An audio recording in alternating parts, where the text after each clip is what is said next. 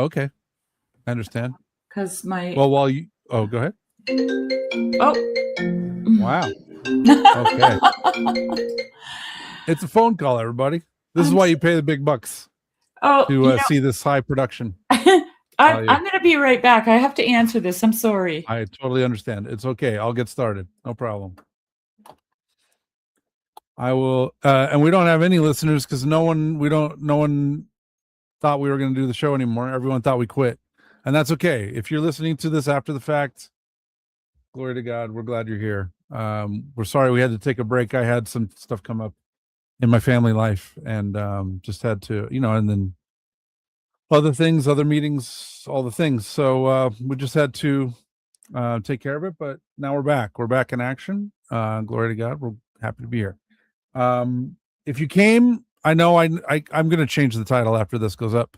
British and Celtic Saints grab bag. If that's what you came looking for, I actually didn't dig any of those out. I was going to, but I just didn't have time to prepare. And so we're going to go. We have some great saints. I mean, they're all great, but I mean, we have some saints you probably haven't heard of before tonight. So that should be really fun. But I'm going to get started with a prayer. O Lord Jesus Christ, open the eyes of my heart that I may hear your word and understand and do your will, for I am a sojourner upon the earth. Hide not your commandments from me, but open my eyes, that I may perceive the wonders of your law. Speak unto me the hidden and secret things of your wisdom. On you do I set my hope, O my God, that you shall enlighten my mind and understanding with the light of your knowledge, not only to cherish those things which are written, but to do them, for you are the enlightenment of those who lie in darkness, and from you comes every good deed and every gift. Amen. With that, I will pull up our first saint. The first saint I'm going to cover is the Saint Isaac the Ascetic of Dalmatian Monastery at Constantinople. So here's saint number one that you probably have never heard of. Now I have to remember how to do my job. Here we go. Share screen. That. There we go. I'll even make it a little bigger so maybe you can read it.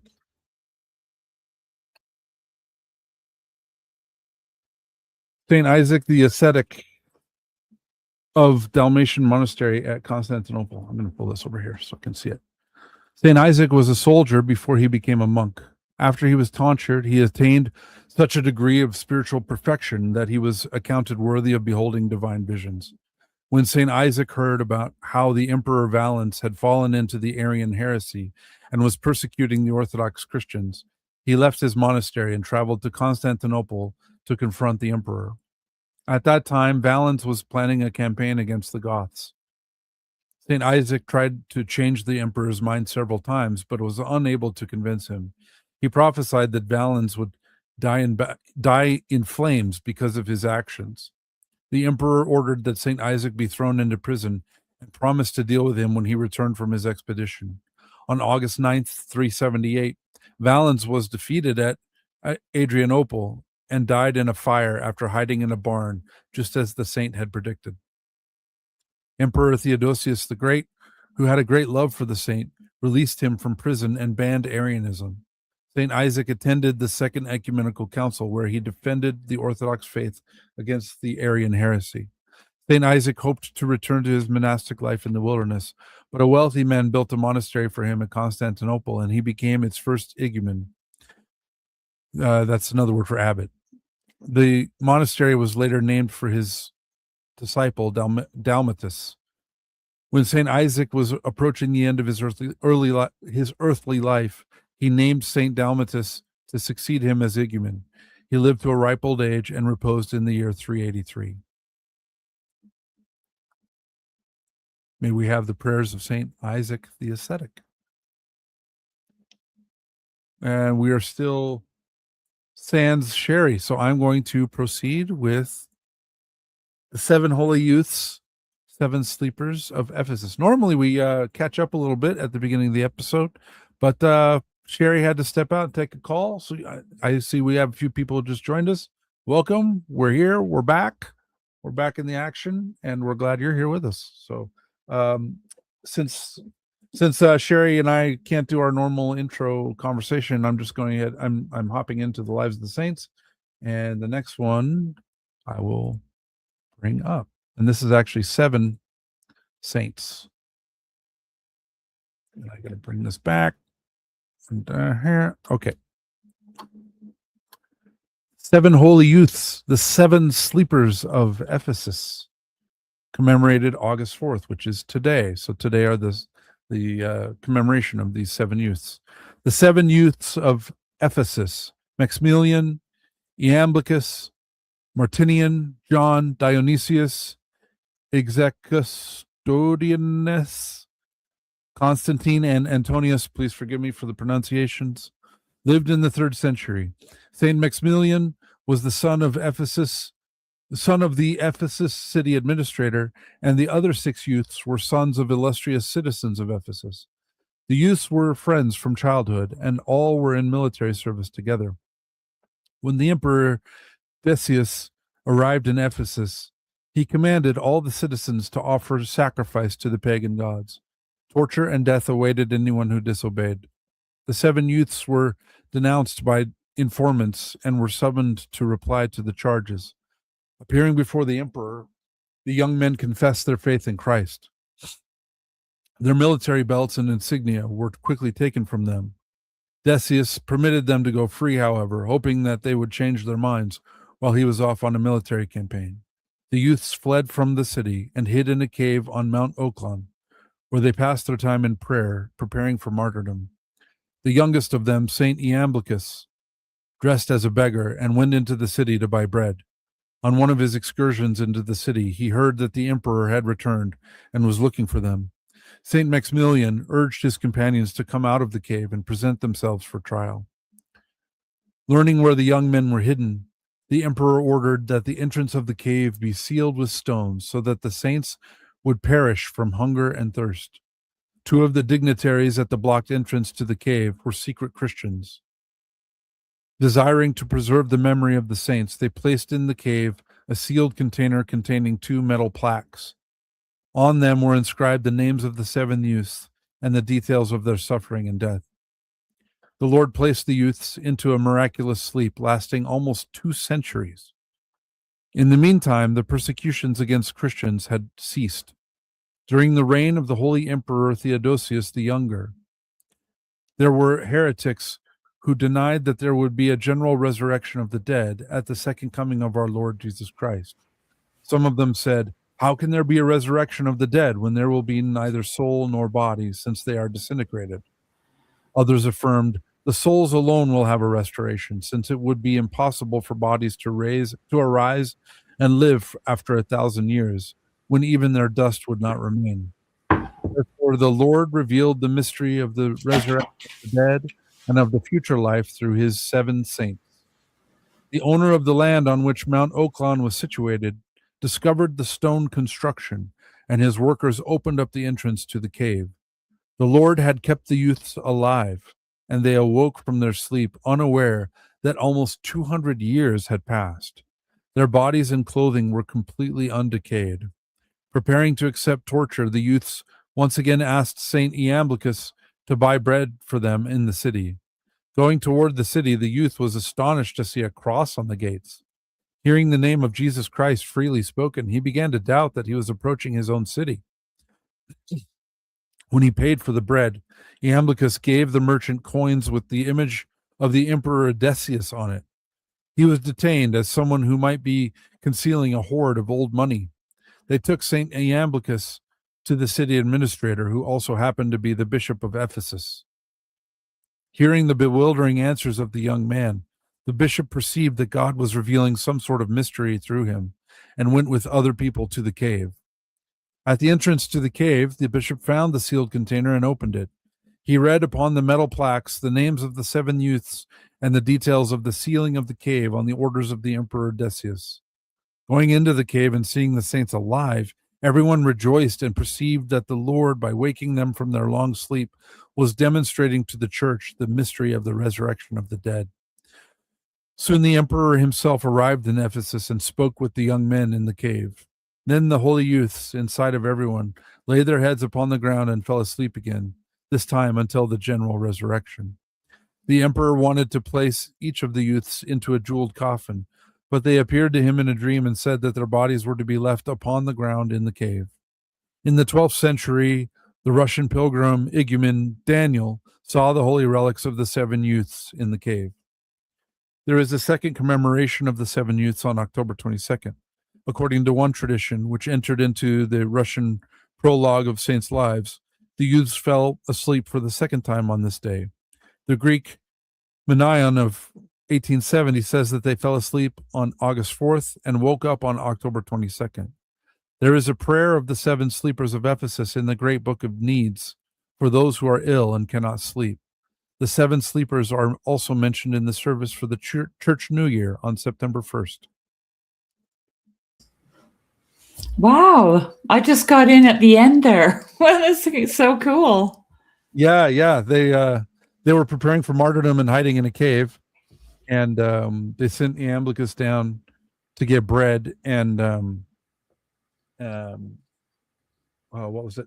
I just read it. Hold on. Yeah, and he had a coin from like hundreds of years ago. No. I mean, the first time they got Oh, caught. the first time. Oh, sorry. Yeah.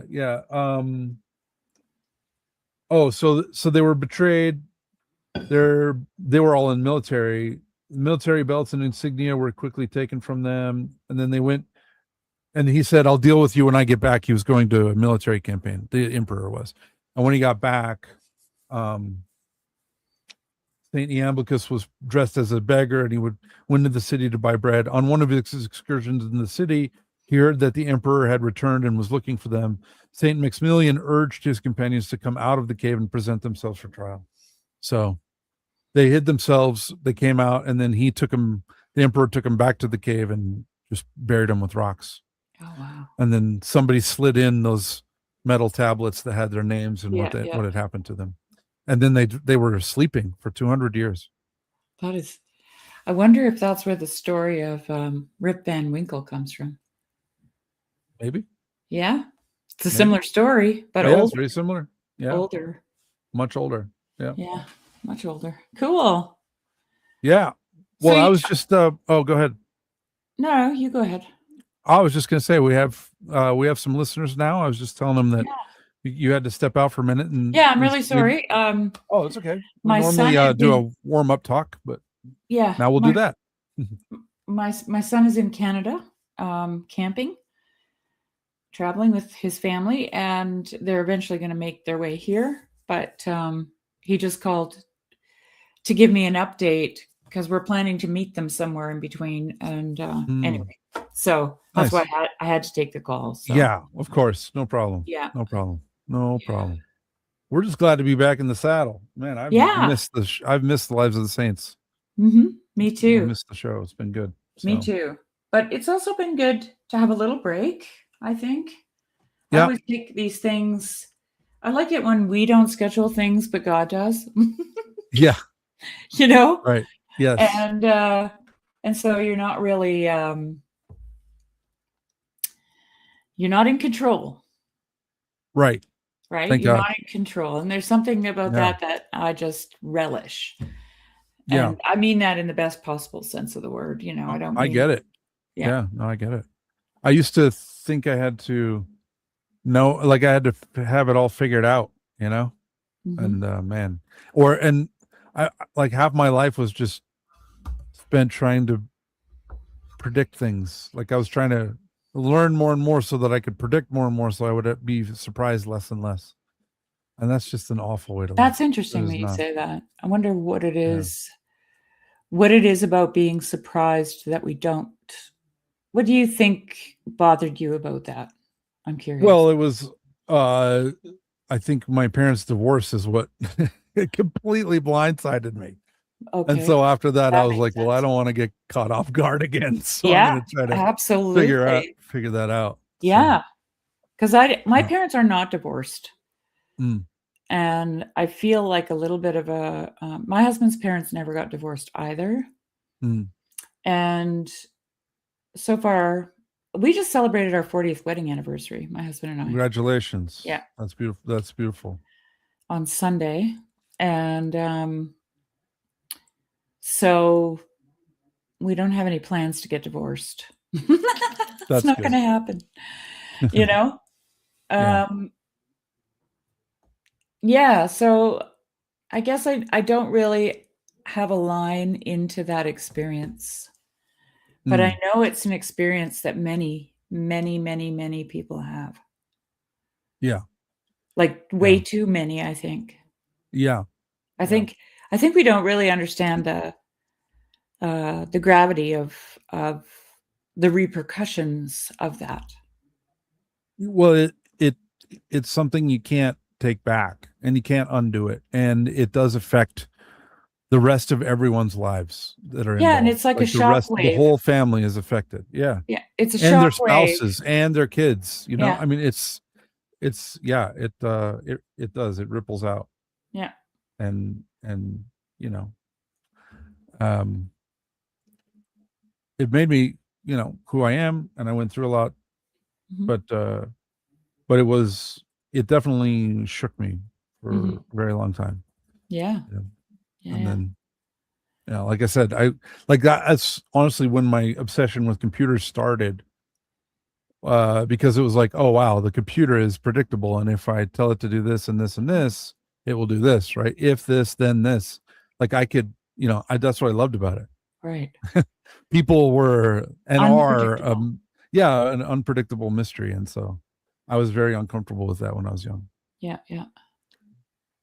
So, So you have a grab bag of saints for us today?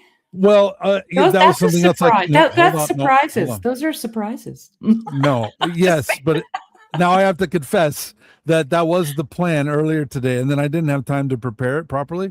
So so this is going to have to be. I'm going to change the title of this after it goes up, and we will do British and Celtic Saints grab bag next week. I will do a better job of preparing.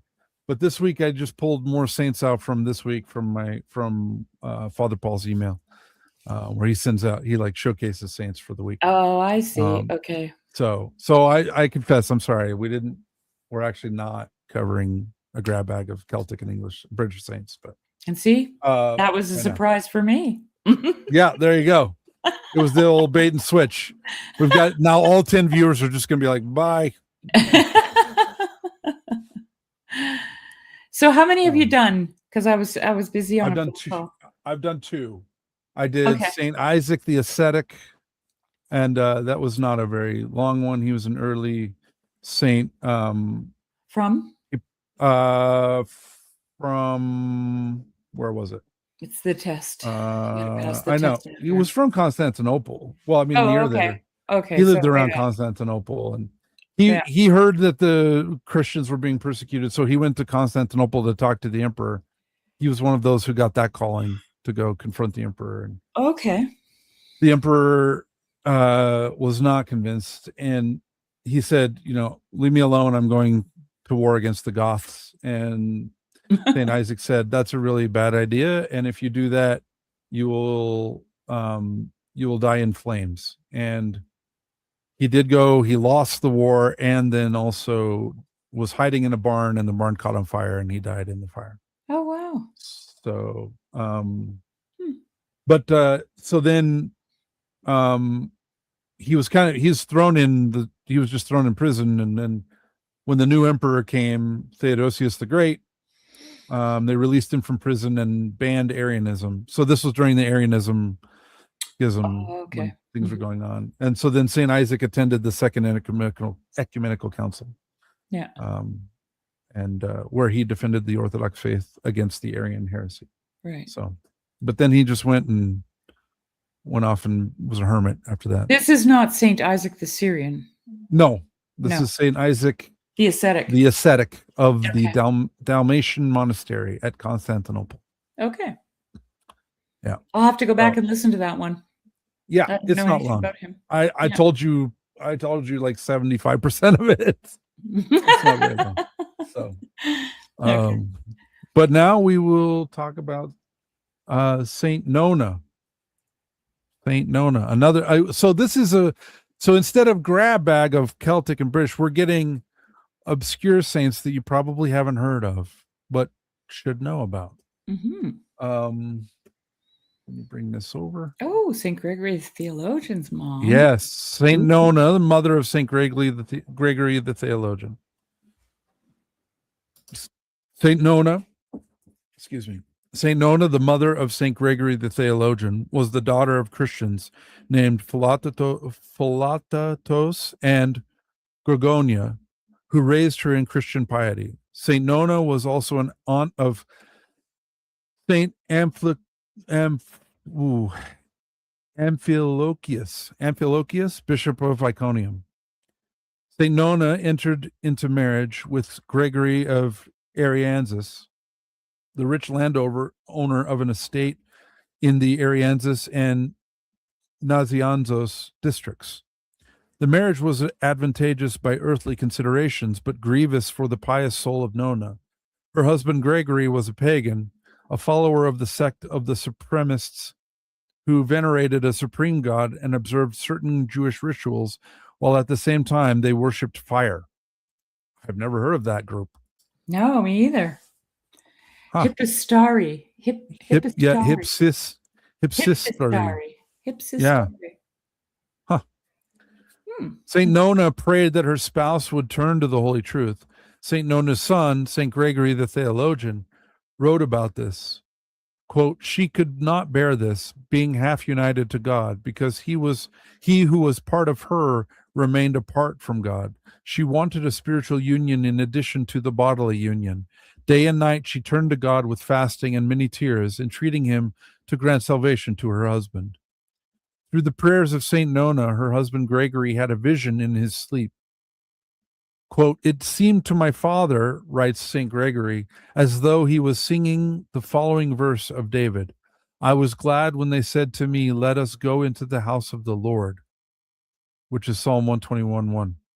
He had never done this before, though his wife had often offered her supplications and prayers for it. The psalm was strange to him, but along with its words, the desire also came to him to go to church. When she heard about this, Saint Nonna told her husband that the vision would bring the greatest pleasure if it were fulfilled. The elder Gregory went to the first ecumenical council at Nicaea, where he made known his conversion to Christ. He was baptized, ordained presbyter, and then bishop of Nazianzos, devoting himself totally to the church. That didn't all happen like in the same week, by the way. Sorry. I know it reads like that, but it took time. Yeah. No. At the same time as his consecration as bishop, his wife Saint Nonna was made a deaconess. With the same zeal with which she had raised her children, she now occupied herself in performing works of charity. She knew, says Saint Gregory the theologian, one thing to be truly noble, to be pious and to know from where we have come and where we are going, and that there is one innate and trusty wealth, to use one's substance on God and on the poor, especially the impoverished kin. One woman may be distinguished for frugality and another for piety, while she, difficult as it is to combine both qualities, excelled all others in both of them. In each she attained the height of perfection, and both were combined in her. She did not permit one duty to interfere with the other, but rather each supported the other. What time and place of prayer ever eluded her? She was drawn to this each day before anything else, and she had complete faith that her prayers would be answered. Although greatly moved by the sorrows of strangers, she never yielded to grief to the extent that she allowed any sound of woe to escape her lips before the Eucharist, or a tear to fall from her eye, or any trace of mourning to remain on a feast day, though she repeatedly endured many sorrows. She subjected every human thing to God. Her final years brought Saint Nonna many sorrows. In the year 368, her younger son Caesarius died, a young man of brilliant expectations, and in the following year, her daughter died. The brave old woman bore these losses, submitting to the will of God. In the year 370, Bishop Gregory, then already an old man, participated in the consecration of the Saint Basil the Great as Bishop of Caesarea. Saint Nonna, who was somewhat younger than her husband, was also ready to enter into the next life, but through the prayers of her beloved son, her time on earth was prolonged. My mother, wrote her son, was always strong and vigorous and free from sickness all her life. But then she became ill. Because of much distress caused by her inability to eat, her life was in danger for many days, and no cure could be found. How then did God sustain her? He did not send down manna, as for Israel of old. He did not split open a rock in order to provide water for the thirsty people, nor did he send food by ravens, as with Elias, nor did he feed her as he once fed Daniel, who felt hunger in the pit. But how? It seemed to her that I, her favorite son, not even in dreams did she prefer anyone else, had appeared to her suddenly by night with a basket of the whitest bread. Then I blessed these loaves with the sign of the cross, as is my custom, and I gave her to eat, and with this her strength increased. Saint Nonna believed the vision was real. She became stronger and more like her old self. Saint Gregory visited her early in the her St. Gregory visited her early the next morning and, as usual, asked what sort of night she had and if she required anything. She replied, "My son, you have fed me, and now you ask about my health. I am well." At this moment, her maids made signs to me that I should not contradict her, but to accept her words so that the actual truth should not distress her. Early in the year 374, the 100-year-old St. Gregory the Elder reposed. Wow. After this, St. Nonna almost never emerged from the church. Soon after his death, she died at prayer in the temple on August 5th, 374.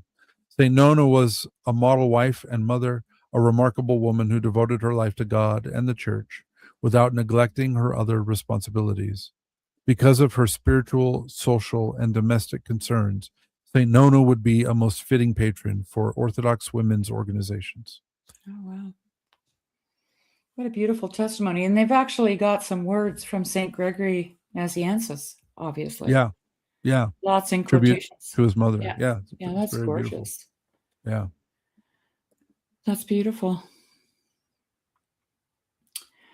Okay. I looked up that sect, by the way. Oh, yeah? Let's hear about it. The Hypsistarians were a religious sect in Asia Minor that flourished around the 4th century AD. They worshipped Hypsistos, the Most High or Almighty God, combining elements of paganism, Judaism, and strict monotheism.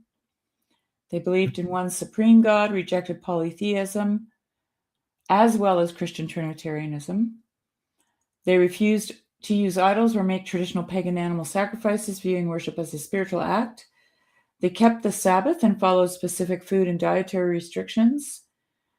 They did not practice circumcision, and they incorporated a symbolic reverence for fire and light into their prayer rituals. That's quite a mishmash. Notably, the father of Gregory of Nazianzus was a member of the sect before converting to mainstream Christianity. Modern scholars often view them as an isolated group of God-fearers, Gentiles who adopted Jewish monotheistic practice without fully converting. Interesting. So there was like, when I see these things, I'm always thinking in terms of like movement of the Holy Spirit. Yeah. And are you done with the saints? Can we just go from here, or did you have more? I have two more. Oh, okay. But they're Well, both let's just pretty go short. there. Let's go. Okay. They're both pretty short. Yeah.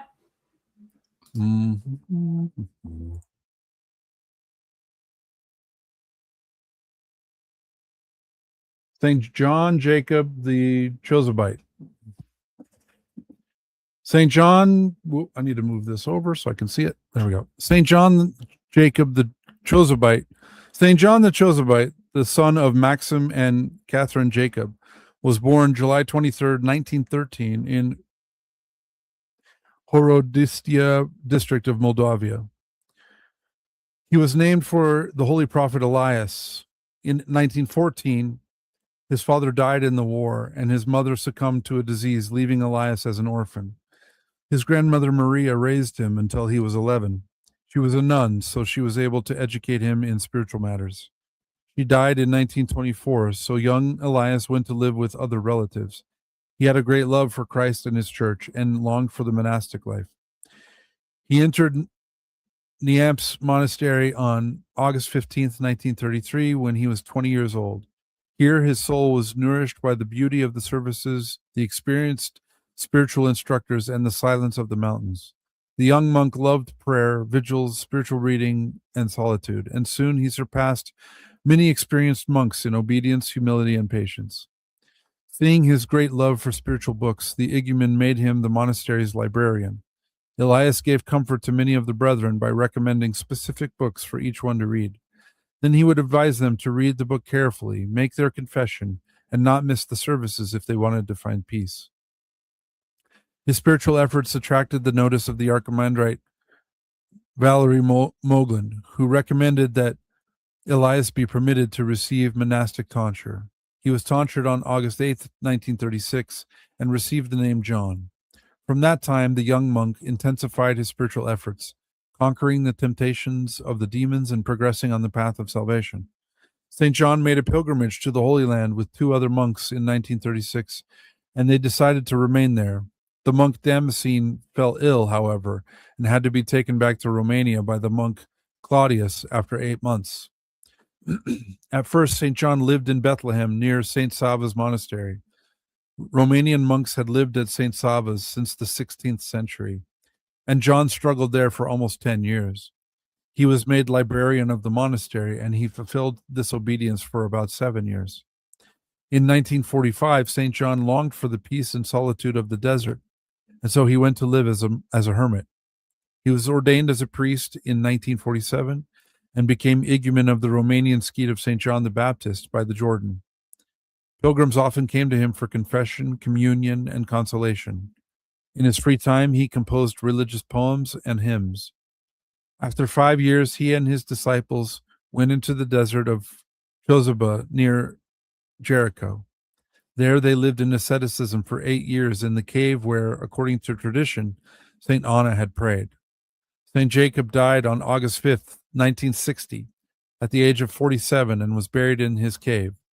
On August 8th, 1980, his relics were found incorrupt and fragrant. They now rest in the St. George the Josepite Monastery. In 1968 and 1970, St. John's book, Spiritual Nourishment, was published in 2 volumes with the blessing of Patriarch Benedict of Jerusalem. St. John Jacob was glorified by the Romanian Orthodox Church in 1992.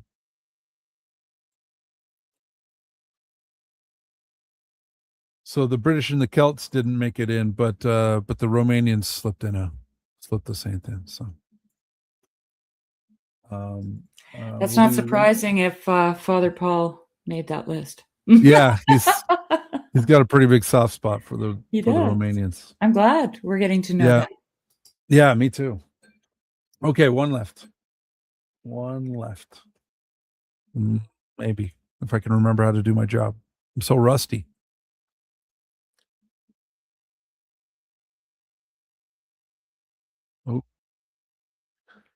Saint Domitius of Persia and his 2 disciples. Domitius? Let's do Domitius. Saint Domitius lived in Persia during the 4th century. In his youth, he was converted to the faith by a Christian named Euaros. Forsaking Persia, he withdrew to the frontier city of Nisibis in Mesopotamia, where he was baptized in one of the monasteries and also received the monastic tonsure. Fleeing the ill will of some of the monks, Saint Domitius moved to the monastery of Saints Sergius and Bacchus in the city of Theodosiopolis. Forgive me for the pronunciations. The monastery was under the guidance of an archimandrite named Urbelos, a strict ascetic of whom it was said that for 60 years he did not taste cooked food, nor did he lay down for sleep, but rather took his rest standing up, supporting himself upon his staff. In this monastery, Saint Domitius was ordained a deacon, but when the archimandrite decided to have him made a presbyter, the saint, considering himself unworthy, hid himself on a desolate mountain in Syria, in the region of Cyrus. Stories about him constantly spread among the local inhabitants. They began to come to him for healing and for help. Many pagans were brought to the faith in Christ by Domitius. And one time, in the locality where St. Domitius struggled with his disciples, the Emperor Julian the Apostate arrived, traveling on his campaign against the Persians. By the order of the emperor, soldiers found St. Domitius praying with his disciples in a cave and walled them up alive inside. Interesting. A similar to story to the four or to the youths, right? Yep. Yep. These Wow. patterns. I mean, maybe that was their solution to the hermits in the desert. Just wall them in their caves Yeah. and we'll be rid of them. Yep. But they made Yeah. martyrs. And then you're technically not killing them, right? So.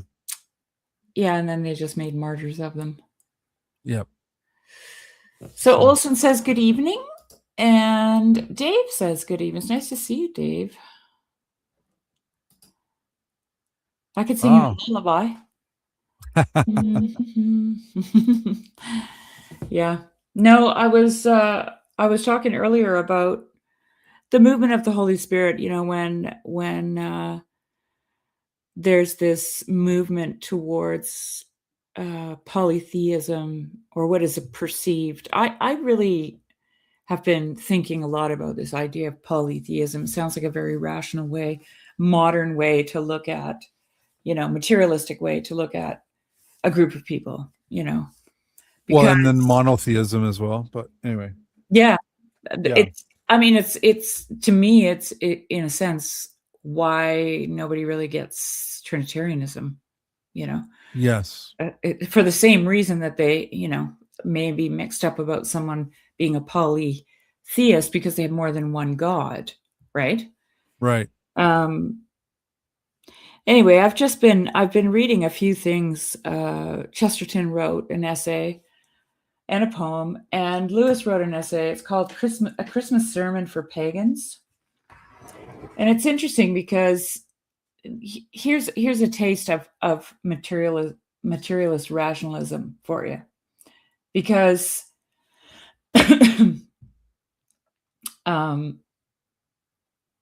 I just got to find it here, sorry. In his day, they thought that paganism went hand in hand, or was atheism. If you don't believe in God, then you're a pagan, right? It's like let me just, sorry, I can't talk and search for something. It's okay. Yeah, no, I get it. I'm a little tired because we just got home. It's just kind of it was the bucket of like everything else. It was like, yeah, you believe in God or you're pagan. And pagan just meant, generally it was like savagery. It was just like whatever. Like it was just barbarism. Well, it's that same mentality that they had when they called, because here's an interesting thing. Christianity was an urban faith. It started out in an urban settings, and it moved out. And so the simpler folk who would have practiced a folk version of, let's say they were Christians, but their Christianity would have been a blend of what they grew up with, taboos, superstitions, whatever, you know. Yeah. They called them heathen because they lived on the heath outside of the city. Okay. Mm-hmm. I mean, this is super fascinating to me in more ways than one. But I've just got to grab my glasses. No problem. I just got home, Jeremy, and yeah, you know. Well, and as a heathen, I'm also interested in this subject. Yeah. Me too. Okay, so I read this fantastic sermon by C.S. Lewis, and I'm not going to read the whole thing. A Christmas Sermon for Pagans, but I'll give you a little background. December of 1946, Strand magazine published A Christmas Sermon for Pagans by C.S. Lewis.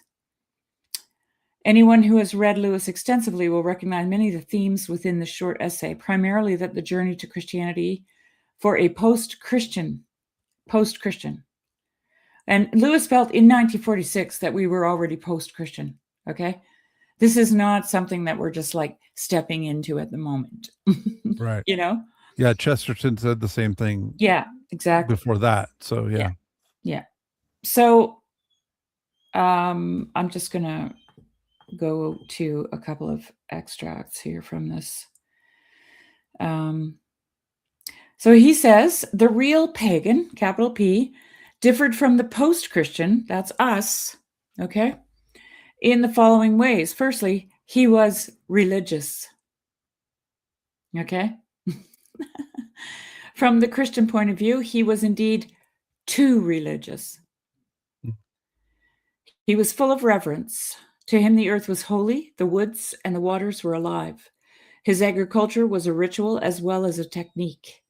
And secondly, he believed in what we now call an objective right or wrong. That is, he thought that the distinction between pious and impious acts was something which existed independently of human opinion. Okay? There's a transcendence there. Something like the multiplication table, which man had not invented but had found to be true, and which, like the multiplication table, he had better take notice of.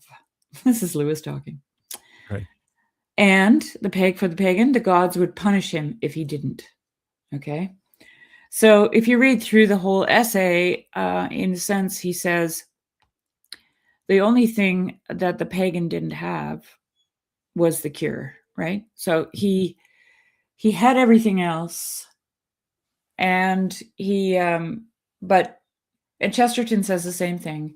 He lived in a kind of despair because he didn't know how. The gods were arbitrary, right? Yes. And Yes. and the arbitrariness of it all just, like I just imagine, the Viking warrior hanging onto his sword to make sure he gets to Valhalla because he doesn't know exactly what's going to happen next, right? He's hoping. So I'm just going to read you the last couple of short paragraphs here Okay. because it's a Christmas sermon. Okay, so this is Christmas time. Yeah. It looks to me, neighbors, as though we shall have to set about becoming true pagans, if only as a preliminary to becoming Christians. I don't mean that we should begin leaving little bits of bread under the tree at the end of the garden as an offering to the dryad.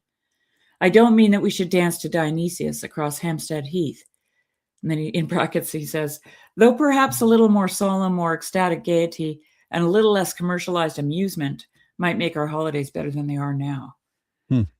I don't even mean, though I do very much wish, that's in brackets too, that we should recover that sympathy with nature, that religious attitude to the family, and that appetite for beauty which the better pagans had. Perhaps what I do mean is best put like this. If the modern post-Christian view is wrong, and every day I find it harder to think it right, then there are three kinds of people in the world. Number one, those who are sick and don't know it. The post-Christians. Those who are sick and know it. Pagans. And those who have found the cure. And if you start in the first class, so if you are sick and you don't know it, you have to go through the second to reach the third. Right? For in a sense, all that Christianity adds to paganism is the cure. And this actually really rings for me because this is what St. Paul says. You have a plaque here to the unknown God, right? Right. So it's the same. It confirms the old belief that in this universe we are up against living power and that there is a real right and that we have failed to obey it. That existence is beautiful and terrifying. It adds a wonder of which paganism had not distinctly heard, that the Mighty One has come down to help us, to remove our guilt and to reconcile us. All of the world, even in Japan, even in Russia, and this is 1946, okay, men and women will meet on December the 25th to do what is a very old-fashioned, and if you like, very pagan thing, to sing and feast because a god has been born. You are uncertain whether it is more than a myth. Well, If it is, then our last hope is gone. I love how he keeps flipping the tables Yeah. on these people, right? They're like, what? Right. What? A myth is like something that's not true. You know, Yeah. a pagan is an atheist. Like they just have it so off, right? Right. Right. But is the opposite explanation not worth trying? Who knows, but that here and here alone lies your way back not only to heaven, but to earth and to the great human family whose oldest hopes are confirmed by this story that does not die. And the reason I'm reading it is because of that Hipposystari, that Yeah. cult, where they're moving from, I mean, they end up getting it wrong in the end, right? Because it's like this pure monotheism. They lay a paganism aside to the point where they miss the Trinity. Yeah. The Trinity falls away for them. I would actually say that the pagan probably is more aware of a Trinitarian nature to reality than this, let's say, the strict monotheist. Okay. Yeah. Well, Not very many of those around anymore, but they are there, right? Yeah.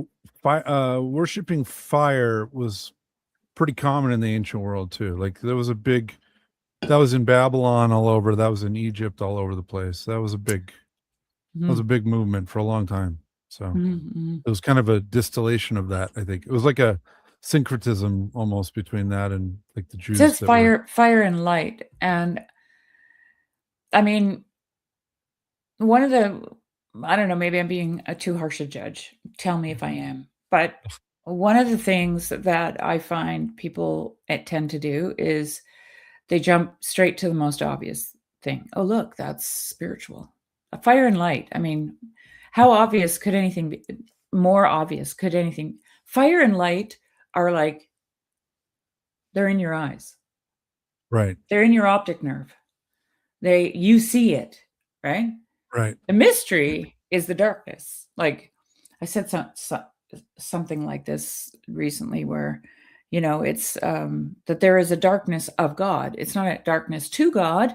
It's not evil, but there is a darkness of God, right? Where you're in that darkness and he feels absent, but he's all around you. You're in the darkness of God, Light is just like, oh, that must be God. Yeah. You know what I mean? Yeah.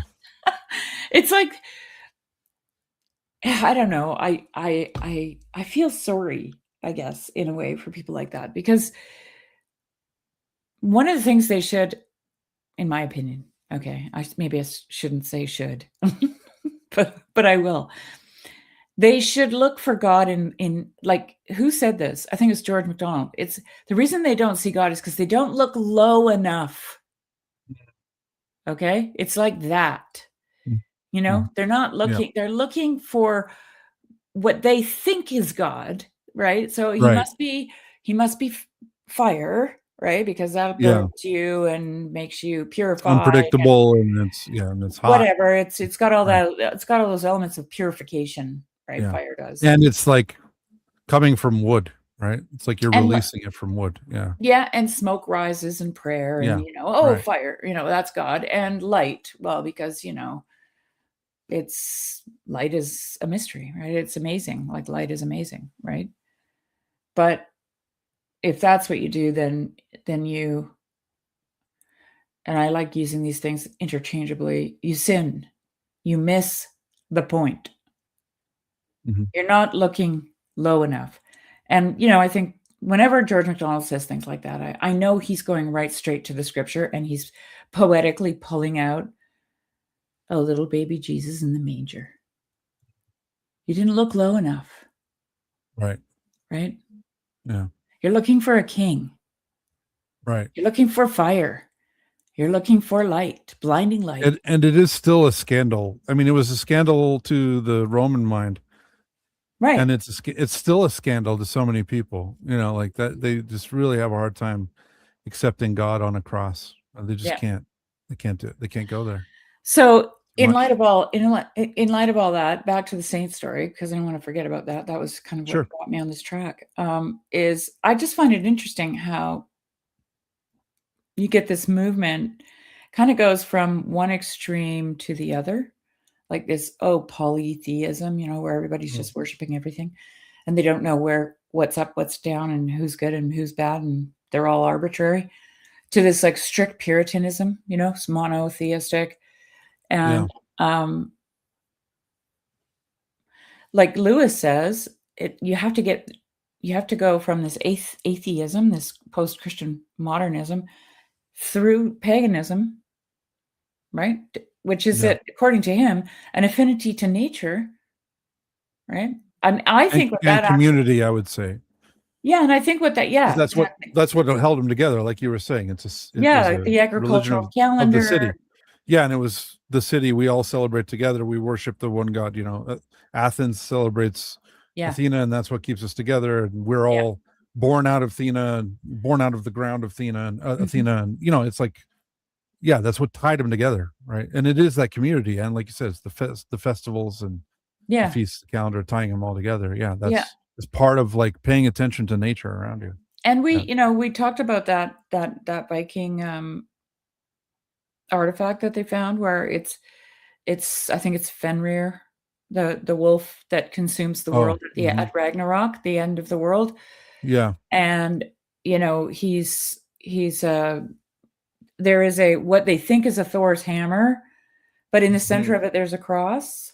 right. And for me, like archaeologists can't decide if it's a Christian symbol or a pagan symbol, but it's because for them it has to be either a Christian symbol or because they're Yeah, pure. This is the postmodern thing. It's Puritanism. right. Okay. And the pagan who became a Christian knew that those things were God, that Christ filled up those stories, right? He filled Right. them Right. full. And Right. so the stories don't get lost. Like this is why Lewis says at the end of this, where did I put it now? He says right here, you are uncertain whether it is more than a myth. That's the postmodern, not Yeah. post-Christian. You Right. are uncertain whether it is more than a myth. Well, if it is, then our last hope is gone. It is a myth, in other words, is what he's saying. It's a myth. And what you don't understand is myth. Right. Okay. And the purpose of myth, the function of myth. And Right. and I think that's a really pertinent thing to talk about here on Lives of the Saints, because even I had, struggled with this in the beginning when we first started doing this. This is myth. It's iconic. Yeah, for sure. That's what it's myth. Yeah. Like, let's Yeah. just say it for what it is. Let's, make myth great again. Well, yeah, and I'm adding a facet to it by saying, Right. the way that an icon, is a more real picture of the person than a photograph would be. The hagiography that we read is a more real version of their life than a newspaper would tell. Because it's integrating the heavenly patterns into. I have a great icon here, life. Jeremy, that I want to, because we're talking about myth, okay? Yeah. So, and I just got this icon. I hope you'll be able to see it. This is Michael the Archangel. Yep. That's beautiful. Okay. That is not a depiction. That is, a picture is worth 1,000 words here. Okay, people? That is. And that's exactly what a myth is. A myth is propositional truth in poetic language. It's very compressed. That's what this reality. is. Yeah. That's what this is. It's not, I don't agree with the compressed reality, because because it sounds like it's only one kind, like it's only this, like it has to, if it's compressed, this, what it sounds like to me anyway, if it's Sure. compressed, then it's telling a ultimate story that you have to figure out, like this is it. Oh, No, yeah. it's No, I don't mean it like layers that. and But yeah, layers and layers deep, right. Yeah, right? It's kind of yeah. like, particle board. When you get it wet, Mm, it goes, mm. right? The Like, plywood, yeah, or particle board, yeah, yeah, yeah. You know, it yeah. just keeps getting I bigger. guess that's what I mean by compressed. There you Okay. go. There you go. It keeps Okay, getting now I bigger. get it. Yeah, there we go. Now I understand it. Yeah. Isn't that funny? I actually knew it, Yeah. and I didn't know I knew it. But there it is. There it Yeah. is. Right. See? Right. So that's a myth. Does it mean it's not true? No, it means it's actually so true you'll never come to the end of it. Right. You'll never figure out all the elements of that icon. So I just to wrap it up, my little train of thought here. Sure. Yeah. I have this great poem by Chesterton because I read both their essays on paganism. Chesterton wrote one as well. And it's called Song of the Strange Ascetic. And let's see if we recognize ourselves in this poem by G.K. Chesterton. We will get to your comments, by the way, Biblio. Yeah, One sorry, second. guys. Yeah, no, we're So- back on the roll, so we got to stay on the roll. Yeah, I got like 4 weeks of stuff saved up here. It's all compressed. Yeah. Now we're decompressing it, right? Yeah. Yeah. If I had been a heathen, I'd have praised the purple vine. My slaves should dig the vineyards, and I would drink the wine. But Higgins is a heathen, and his slaves grow lean and gray, that he may drink some tepid milk exactly twice a day. If I had been a heathen, I'd have crowned Neera's curls and filled my life with love affairs, my house with dancing girls. But Higgins is a heathen, and to lecture rooms is forced, where his aunts, who are not married, demand to be divorced. I love that line. If I had been a heathen, I'd have sent my armies forth and dragged behind my chariots the chieftains of the north. But Higgins is a heathen, and he drives the dreary quill to lend the poor that funny cash that makes them poorer still. If I had been a heathen, I'd have piled my pyre on high, and in a great red whirlwind gone roaring to the sky. But Higgins is a heathen, and a richer man than I, and they put him in an oven, just as if he were a pie. Now, who that runs can read it, the riddle that I write, of why this poor old sinner should sin without delight. But I cannot read it, although I run and run, of them that do not have the faith and will not have the fun.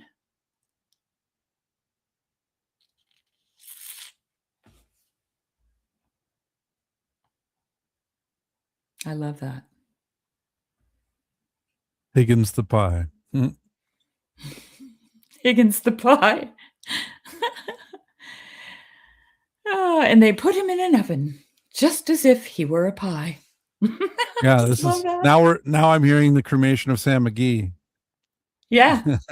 Yeah. And then there's another one. This is C.S. Lewis wrote this. It's called Cliche Came Out of Its Cage. And he's got some mythical references because, of course, he was a scholar of Nordic myth and Greek mythology. And so I'm not going to try to explain them. I looked them all up so I could get a better idea. But I'm just going to read it because the reason I looked for this was because Martin Shaw quoted this to me. And so I'm like desperately looking on Google, where does this come from? Because he said C.S. Lewis said it. And it's in this poem. You said the world is going back to paganism. So he's saying some guy told him that, right? And this is what he's talking about in the sermon, the Christmas sermon to pagans. Mm-hmm. Paganism for them, whoever's saying it to Lewis, it means atheism. It doesn't mean paganism. The way Lewis understands paganism, okay? Mm-hmm. They think a pagan is an atheist. Right. Okay. Right. Okay, so Which there was no such thing really until like modern the modernity. 1600s. Yeah. Yeah, like after the Enlightenment, right? Yeah. Yeah. Right. Okay, you said the world is going back to paganism. And then this is what Lewis says in response. Oh, bright vision. I saw our dynasty in the bar of the house spill from their tumblers a libation to the Araignées, and leave us with Lord Russell wreathed in flowers, heralded with flutes, leading white bulls to the cathedral of the solemn muses to pay where due the glory of their latest theorem. Hestia's fire in every flat, rekindled, burned before the larder gods. Unmarried daughters with obedient hands tended it. By the hearth, the white-armed venerable mother. Duly at the hour of sacrifice, their brothers came, silent, corrected, grave, before their elders. On their downy cheeks, easily the blush arose. It is the mark of freemen's children, as they trooped, gleaming with oil, demurely home from the palestra or the dance. Walk carefully. Do not wake the envy of the happy gods. Shun hubris. The middle of the road. The middle sort of men are best. Eidos surpasses gold. Reverence for the aged is wholesome as seasonable rain, and for a man to die defending the city in battle is a harmonious thing. Thus, with the magistral hand, the Puritan Safrasoon cooled and schooled and tempered our uneasy emotions. Heathendom came again, the circumspection and the holy fears. You said it. Did you mean it? Oh, inordinate liar, stop. Or did you mean another kind of heathenry? Think, then, that under heaven roof, the little disk of the earth, fortified Midgard, which is us, okay? Like Midgard is Middle Earth from Tolkien, right? Fortified Midgard, and this is now Nordic myth. So he was in Greek myth, now he's in Nordic myth. Fortified Midgard lies encircled by the ravening worm. Over its icy bastions, faces of giant and troll look in, ready to invade it. The wolf, and this is Fenrir, and he's going to eat the whole world up at the end, okay? The wolf admittedly is bound, but the bond will break and the beast run free. The weary gods, scarred with old wounds like the one-eyed Odin, or Tyr who has lost a hand, will limp to their stations for the last offense. Make that your hope. To be counted worthy on that day to stand beside them.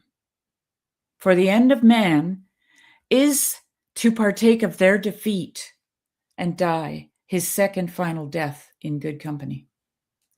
The stupid, strong, unteachable monsters are certain to be victorious at last. And every man of decent blood is on the losing side. Take as your model the tall women with yellow hair in plaits, braids, who walked back into the burning houses to die with men. Or him who, as the death spear entered into his vitals, made critical comments on its workmanship and aim. Are these the pagans you speak of? Know your betters and crouch, dogs. You that have Vichy water in your veins and worship the event, your goddess history, whom your fathers called the strumpet, fortune. You know what a strumpet is, right? It's not a very nice word. Right. He's mad in this poem. Yeah. For sure. Know your betters and crouch, dogs. Yeah. And up here, he says, shun hubris. Walk carefully. Do not wake the envy of the happy gods. Yeah. Anyway, I just wanted to share all that because, you know, the man who was the pagan became the bishop of Caesarea and raised Gregory the theologian. Right. Why was Gregory a theologian? Well, I'll tell you something. He had to be a poet first. Mm-hmm. Yeah. And poetry is when you marry, right? It's symbolos. It's when you when you bring things together. And this is I think what Lewis Tolkien Chesterton saw in the Nordic myth, the Greek mythology. They saw that these people understood what Tolkien would call the inner consistency of reality. Yeah. So I'm done. Yeah. No, that's okay. I think I got it all out, Jeremy. Oh, good. Good. I'm glad we could provide a forum for you to release the pressure. I can relate. Yeah. No, it's interesting because on the opposite end of the spectrum of poetry, I was talking with my brother about AI yesterday, and I've been thinking about the conversation ever since. Where, you know, he just says, you know, if anyone who is even moderately intelligent can recognize in 5 minutes of dealing with AI that it's dumb, right? He's like, it's dumb. That's the word he uses, you know. And I would nuance it a little bit. I just kept saying it's autistic, and then I had to explain what I meant by that. That it's actually it's hyper left brain is what AI is. It's like AI Mr. Higgins. It's like Mr. Higgins. It's he wants it likes things in lists, and it's very overeager, and it's and it likes a little to drink sycophantic, and it's overconfident, right? Yeah, and it likes to drink its milk twice a day. Exactly. Yes. Twice a day. Yes, exactly. It's Mr. Higgins. Yes. So it's very specific, and it likes everything detailed, and but it lacks context. And now people who use AI on a daily basis are finding that their whole job is just providing context to the AI so that the AI will act accordingly, you know, act in a way that's actually helpful. Oh, that's right? interesting. Context is where context, Jeremy, just want to throw this in here. Yeah, sure. Yeah. Context is where the body resides. Like, yeah.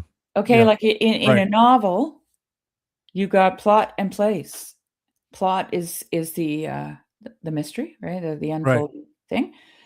Place is the context, right? In which the plot unfolds. Setting, yeah. The setting, which is what goes in the setting. Adam and Eve. Okay, the setting is the garden, and what goes in there? The bodies. Right. Trees. And what does AI not have? Body. Right. And so who has Grizz would argue that we are giving it a body. Well, I would that we are its body. We're giving it a I wouldn't even say mind, because that would be too generous. No. But no, if we have to spend all our time giving it a context, it's because it has no body. That's my point. Right. Correct. Yes. Yeah. Right. And it because it is capable of doing really impressive things in a certain way, but at the same time, it can just haphazardly do really stupid things and not know that it's stupid. And he was making the point that it has no sense of the consequences. And he was talking about the meme of like, you take a picture of a mushroom and you give it to one of the AI engines, you know, one of the AI models, and you say, "Hey, is this poisonous?" And it goes, "No, looks good. You're good to go. Just hit it up." and then the person, eats the mushroom, and let's say it is a poisonous mushroom, and then half an hour later they write to the AI, "Hey, I think I'm dying. This is horrible. I feel, this is not good." And then the AI just goes, "Oh, yeah, I looked at it again, and you're right. That's actually this other poisonous mushroom. I was wrong." Like, it has no sense of the Yeah, but gravity it of what feels it's saying as right. well, It right? feels Like, like that's it's another part of being unembodied. yeah, and it feels like it's telling. Well, if it's unembodied, it has no idea what danger that mushroom poses for a flesh and blood, body, right? But Right. but it also seems I don't use it. Okay. I just hear other people talking about it, and so I'm like, "Oh yeah." It seems to tell you what you want to hear. That's what it does. Can I Well, eat it's this? just quick. It's quick to rush to be right. Agreeable. Yes. Yes. It's very agreeable Yeah. for sure. You Yeah. can program it not to be, but out of the box, it's very agreeable. But it won't second guess itself very much at all. Like, you have to really work hard to train it to get it to, you almost have to set up like opponent processing, where you're like, this one generates it and this one analyzes it and go, no, that's all wrong. And then you give that feedback back to the first one and it goes, oh, wow, yeah, that's right. And And then you you can kind say, of set that up, wow. of opponent processing with the AI to actually get something useful out of it. Because it won't do that on its own. It's just like, oh, I see the problem. Oh, clearly this is what it is. And it runs through all of this. So this is the other thing I've had to tell it. I'm like, okay, assess the problem and tell me what you think it is. And then it's like, oh, I think it's this. And you're like, nope, nope, nope. Look again. And you have to do that like 3 or 4 times sometimes. Mhm. It's interesting where, but this is tied to what you're talking about, because this goes against the whole, this is another argument against physicalism and the material being all there is. It's like AI can't, like, it's just analyzed humans. It's like human s, right? It's like, but it can't survive on its own without, it has no logos, it has no way of apprehending reality. It's just analyzing what we've written on the internet, which is kind of weird, because that's a weird subset of people, right? Like, most people are not on the internet. Like, most humans Right. rarely, if ever, go on the internet, right? Like, Really? maybe they watch a meme or something, but like, most people don't care at all about the culture of the internet or what's going on or the Oh, I see. conversations. They're not They just immersed think it's a in. bunch of crazy people. Yeah, yeah. Yeah, normal people are just like, oh, those are all crazy people. It's like, here's the perfect analogy, but this is going to be a generational reference. So there was radio shows, right? And there was a call-in radio show. 99% of people who were listening to the show would never in a million years call into a radio show, because the normal people would go, only crazy people call into radio shows. The internet is full of all of the people who would call into the radio show. That's what it is. And then we took that body of writing and trained AI on it. And then we think it has some connection back to reality. Hmm. But this, so I'm riffing on your idea, because you were Yeah. talking about the embodiment and pagan, and we're going to become pagan again. And paganism is trying to make a resurgence now, but people don't understand that Well, they're modern Christ. about it. Yeah, They can't exactly. even, they could, I actually don't think they could even come close. Like they would have to deconstruct their Whoops. Sorry. Sorry. Wait, hold on. Wait, we'll get there. We'll do it. Okay, there we go. Sorry, I bumped a button. Sorry. Hey, and we're back. Like they would have to go into some kind of time machine and just like bypass the enlightenment in order to really understand. Like this is Barfield's whole shtick, right? Yeah, You've right. got original participation, which is, Adam and Eve, paganism. What's that, right? Then you have withdrawal from participation. Now, what is it that they participate in? Creation. This is why Lewis says you have to have, in order to, you have to relearn an affinity to nature. Like you know, you don't get there without it. Right. Because it's your teacher. It's your teacher. It shows you, it's the book, right? It's the Right. first book. It teaches you who God is, what spiritual forces are, it teaches you all that stuff, right? There's the Otherwise you old don't. Chinese, there's a Chinese proverb that said, the work will teach you how to do it. Yeah, right. You learn by And doing, so you basically. have Right. withdrawal, right? And that's the Enlightenment and rationalism and modernity, Right. and. Dissection, and we dissect it all and And then for compartmentalize it all. Barfield, you've got final participation, which is the marriage of those two, right? Mm.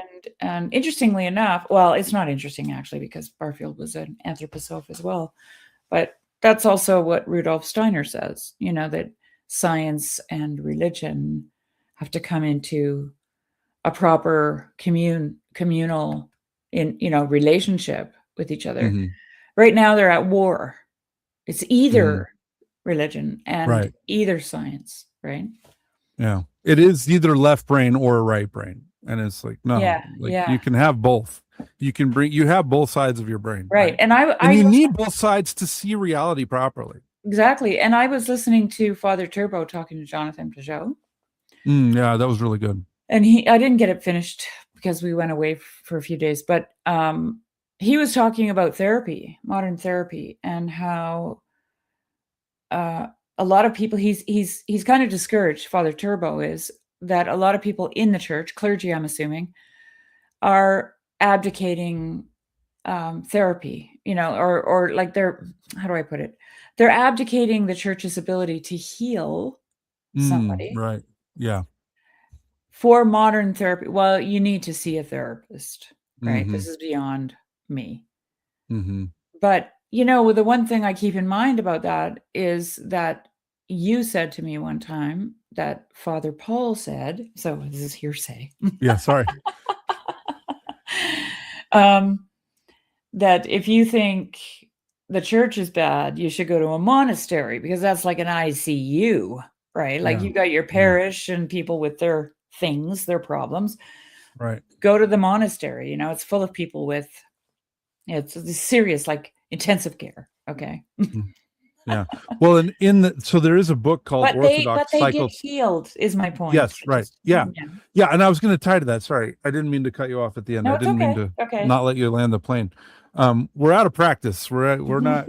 We're out of kilter. We're off kilter. And I'm over here, talking everybody. too much, Jeremy. Yeah. But No, it's okay. But what I was going to say is, there's a book called Orthodox Psychotherapy, and the title of it, I think, is meant to be a little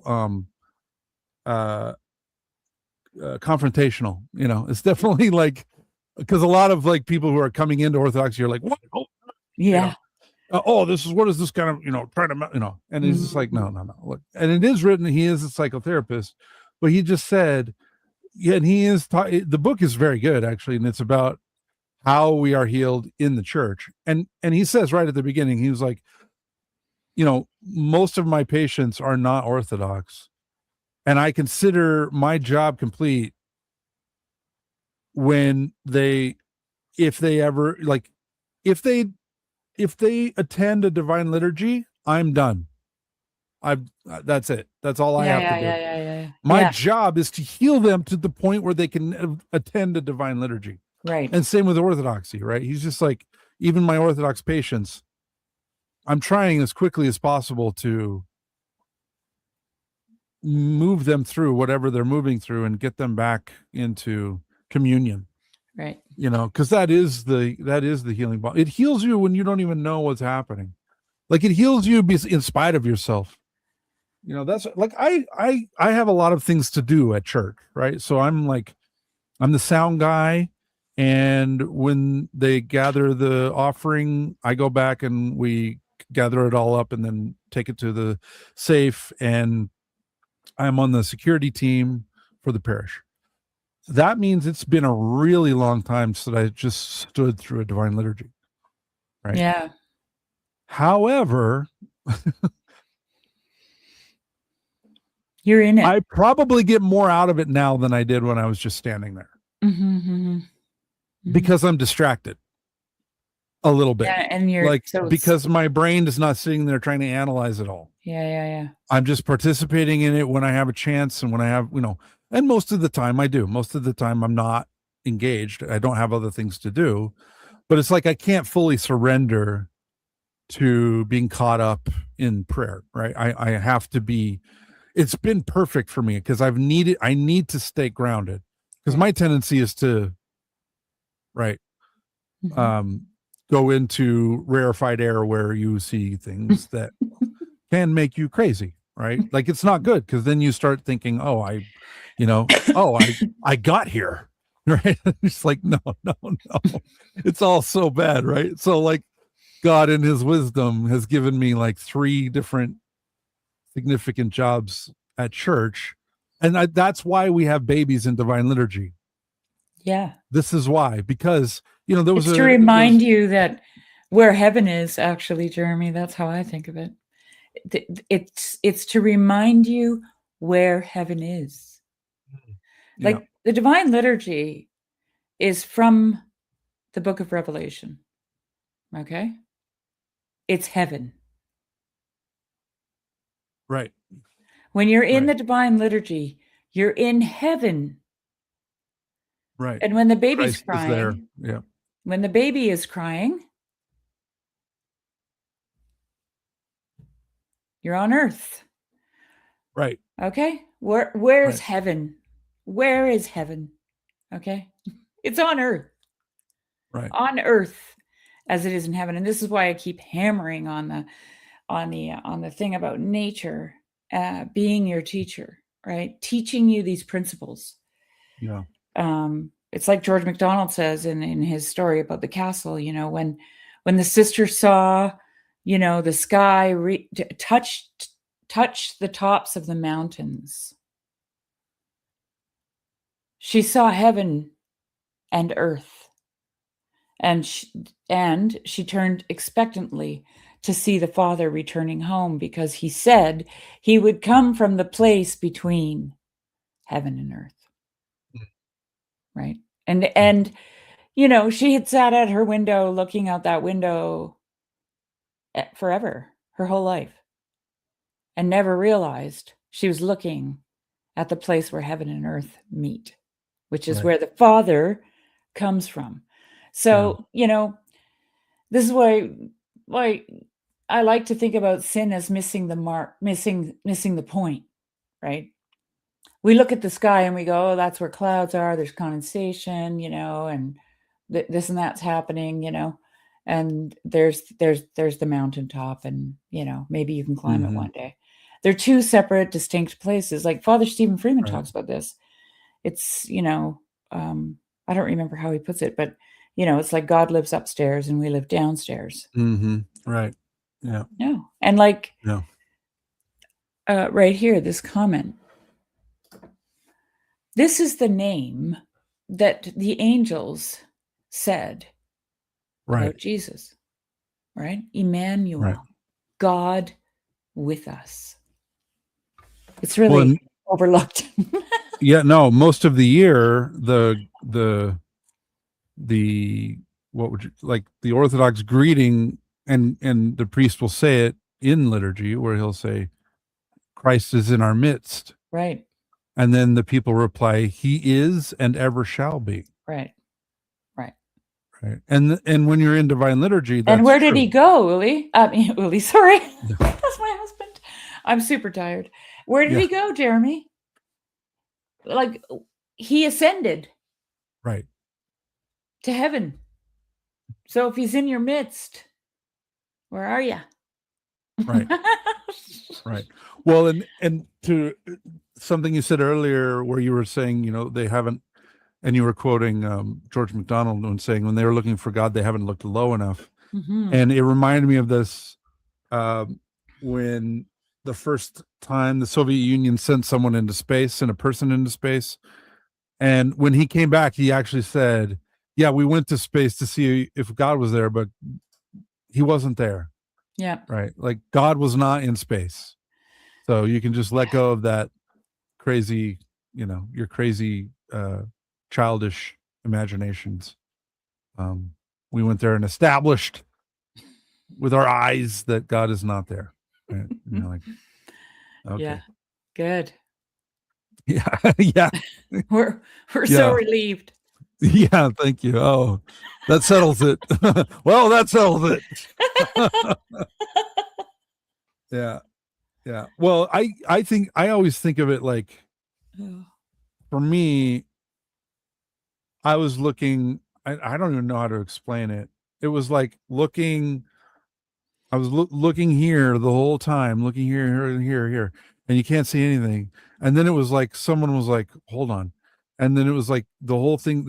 They just shift you, so all of a sudden you're like this, and you're like, "Oh." It was like the magic eye posters. Yeah. Do you remember Yeah. Yeah. I those? remember Where you're those. I sitting there remember those. staring at them and you can't see it, and you're just like, "What are these people talking about?" And then all of a sudden, There it you're like, is. "There's a boat." And Mhm. it really took Jordan Peterson, may God have mercy on him, Yeah. and Jonathan Peugeot Yeah. to retrain my eyes to point at what it is that the ancients were talking about, and that it's not so simplistic, and that it's completely coherent, and it still maps perfectly well onto our reality. We just didn't we lost it was like losing the key, to a map, right? It was like somebody threw the key away and you're like, well, I don't know what all these symbols are on this map. I don't know. You know, I guess it's maybe useful, but I don't see it. And then somebody gave you the keys and was like, well, this means that, and this is that. And it wasn't like all spelled out that way, but it definitely helped to get some Yeah. pointers, of, What it was for me was neat blueberries. That was my moment. And this is like long before Peterson or anybody, where I'm like, people are like, do you have blueberries on your property? I'm like, no, I've lived here for 15 years or whatever it was, I've never seen a blueberry here, all blah, blah, blah, all smarty pants, right? I'm a little smarty pants. I know all this stuff. That's rationalist materialism right there. Mhm. Smarty pants, right? Mhm. It's why Lewis says, shun hubris. Okay? You think you know something. And then one day I'm standing there and I look down on the ground and I'm standing in this huge patch of blueberries. And it was always there because I always saw it, but I thought it was a different plant. I never went to Mm. look at it. Right? It just, Yeah. oh yeah, it looks like, because there's kinnikinnick. We have kinnikinnick and it looks the same, similar, very Mm. similar. And then of course, all of these moments from the past come like, oh, this is where I always saw bears. Hmm. Right? And yeah, just stuff, started floating back to me. And I'm like, all of creation knows that we have blueberries, except Except for me. me. And I'm supposed to be the smart one. Oh, I'm that's supposed funny. to be the smart one. Like, I felt like Alice in Wonderland, where I just Yeah. got really, really small, right? Yeah. Yeah. And so, you know what I did? I went running home and I got in my car and I drove down my driveway to another place where I saw bears all the time. And I looked, and sure enough, blueberries as far as the eye could see. That's funny. And Like, and no, I and don't have blueberries. Yeah. it felt to me like the Holy Spirit was going, here, come here, come here. Yeah. Let me show you something. Let me show you something. And it wasn't, I want to show you where the blueberries are. It was, let me show you something about yourself. Mm. Mhm. Okay? You don't Mm. know anything. Yeah. Everything around you knows way more than you do. That's where I learned it. I learned it in that book, right? I didn't learn it. And I would say Heraclitus, he's famous for that, right? He learned it the same way. Like, he's the guy that says you never stand in the same river twice. he doesn't say, you know, you can't write your PhD on everything. You got to pick a subject, you know. No, he uses nature to illustrate profound wisdom, really. You don't ever stand in the same river twice, right? And everyone goes, what does that mean? You Is know? that literally true? Yeah, but isn't that the you know? Yeah, anyway. And this is why Lewis has so much respect for the pagan. Right. Right? And so does the church. Yes. So does the church. Yeah. Yeah. Saint Basil the Great said that he would have young people read Homer to learn how to apprehend truth. Right. You had to be trained you had to be trained, your mind had to be trained, your nous had to be trained to see the beautiful and to see the true and the good. And you were trained by good literature. And, you know, they used Homer for that too. And then as you were trained, because he was like, if somebody just hands you the gospels, you're not even going to see it. You can't see it. It's too much. So you have to like work your way up to being able to see the sublime beauty in the gospels by being exposed to other good literature when you're young. You know, this is what the fairy tales are for. This is what stories are for. You know, I've been thinking about the Odyssey. Speaking of Homer. Yeah. I'm not going to see it. I'll just give you the facts, the cold hard facts. I'm not going to see it. I've never read it. And I don't know, because I haven't seen it for myself, and I won't. I don't really know who to go with on the, you know, there's so many different versions of what you should it's think. Very about interesting. Yeah, right. It's really is interesting. And I did listen to Jonathan Pajot's take, his double inversion theory, okay? And how the Odyssey is the Trojan horse, or so to speak, right? And I thought, well, you know, that's kind of interesting. I don't know if he's actually, I think he's right, but I don't know if it was intentional. So here's the reason why. Because of antinomy. Because of the coincidence of opposites. So, you know, if you take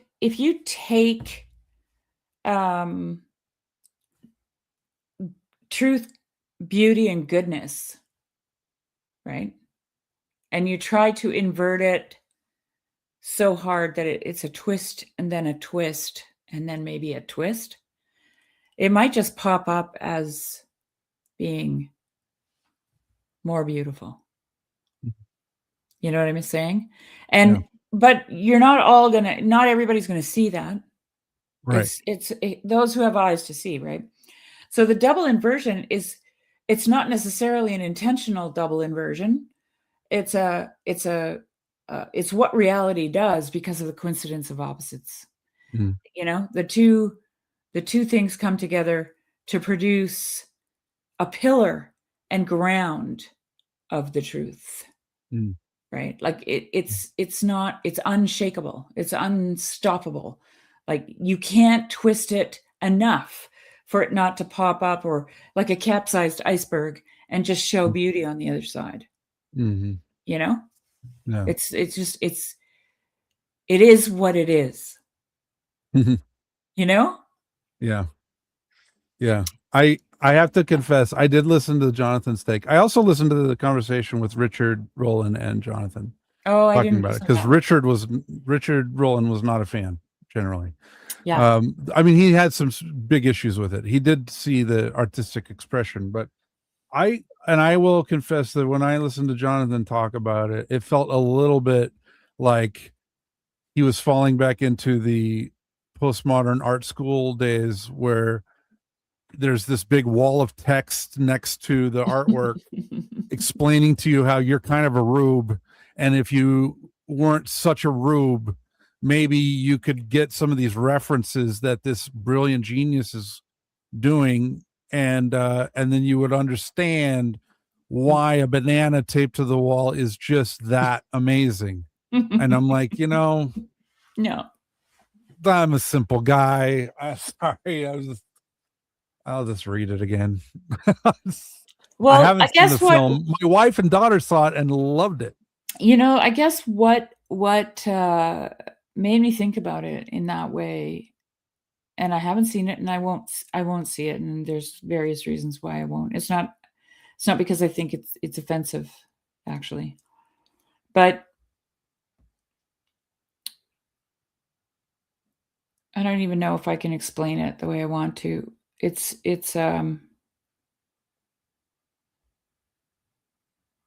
just so true that the joke's on Christopher Nolan if he tried to make it Hmm.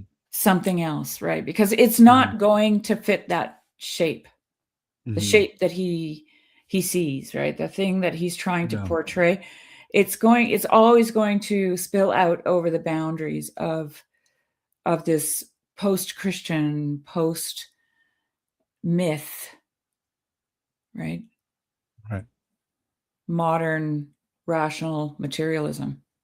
Yeah. Because it's too big. It's too big of a It's too story, big. right? It's been Too around big. too long. And Yeah. so his attempt to contain it and shape it actually made it look like a double inversion to Jonathan Pajot. And so I actually doubt that Nolan had enough kahunas to do the double inversion. I actually don't think. I think that the myth itself played a joke on him. Hmm. That's what I'm trying to get at, right? Yeah. Yeah. Yeah. So, and I could see that happening. Yeah. Yeah. Well, and even though my wife and daughter both really loved the film, and my daughter has recently read the Odyssey, Yeah, I remember so that. she was intimately familiar with it. But even then, we had like an hour-long conversation where they were, because I haven't seen it and I haven't read it in a while, and so I was just listening mainly to them discussing the aspects they didn't like and the aspects they did like, and so if nothing else, you have to give Nolan credit for Attempting? for crafting an artwork that can both repulse and attract sometimes the same person at the same time. Mm-hmm. Well, that's It's a good thing in my opinion. There's a tension there where there are some things that are almost like intentionally offensive. Yeah. To sometimes maybe counterweight it from turning into just a Disney movie. Yeah. That is the space that maybe he's trying to hold you in. That's what I just noticed as a third party listening to my wife and daughter talk about the film and then listen to the other discussion that's been going on, is that perhaps he's intentionally setting up the tension there to, we talk about this all the time, right? Like the tension of paradox. Yeah. Is where the truth is. It is where the beauty is, right? Yeah, you need to be contending with something. Like right. it can't. You should be wrestling with it. It's not one of these all-you-can-eat buffets, right? Like that's just leads to gluttony and it's not just dessert, and it's not just the happy ending, right? Right. It's not just. Right. It's like there's some gravity to it, and I And admire him for that. I think somebody in my internet wanderings on the Odyssey, somebody said something like, "Well, at least it's got people interested enough to read it now." It's like the #1 audiobook on Spotify right now. Oh, really? Yeah, people are listening to it as well. Interesting. So. Okay. So it's that. This is one thing I've been thinking about lately. We were talking about like the tie of Protestantism to literacy, right? And like the printing press, and then you get the translations, you get the vulgar translations into the to the spoken languages, and then there's this explosion, and then there's all this pressure on the nobles and on the princes to make these schools and to make books and to teach everyone how to read. And now we're freed from the oppression of the interpretation of the church. We can read it for ourselves and interpret for ourselves. And there's this huge push on literacy. And I read a book that really made an interesting case that like just having a literate society actually physically changes the brains of the people who are in that society over generations.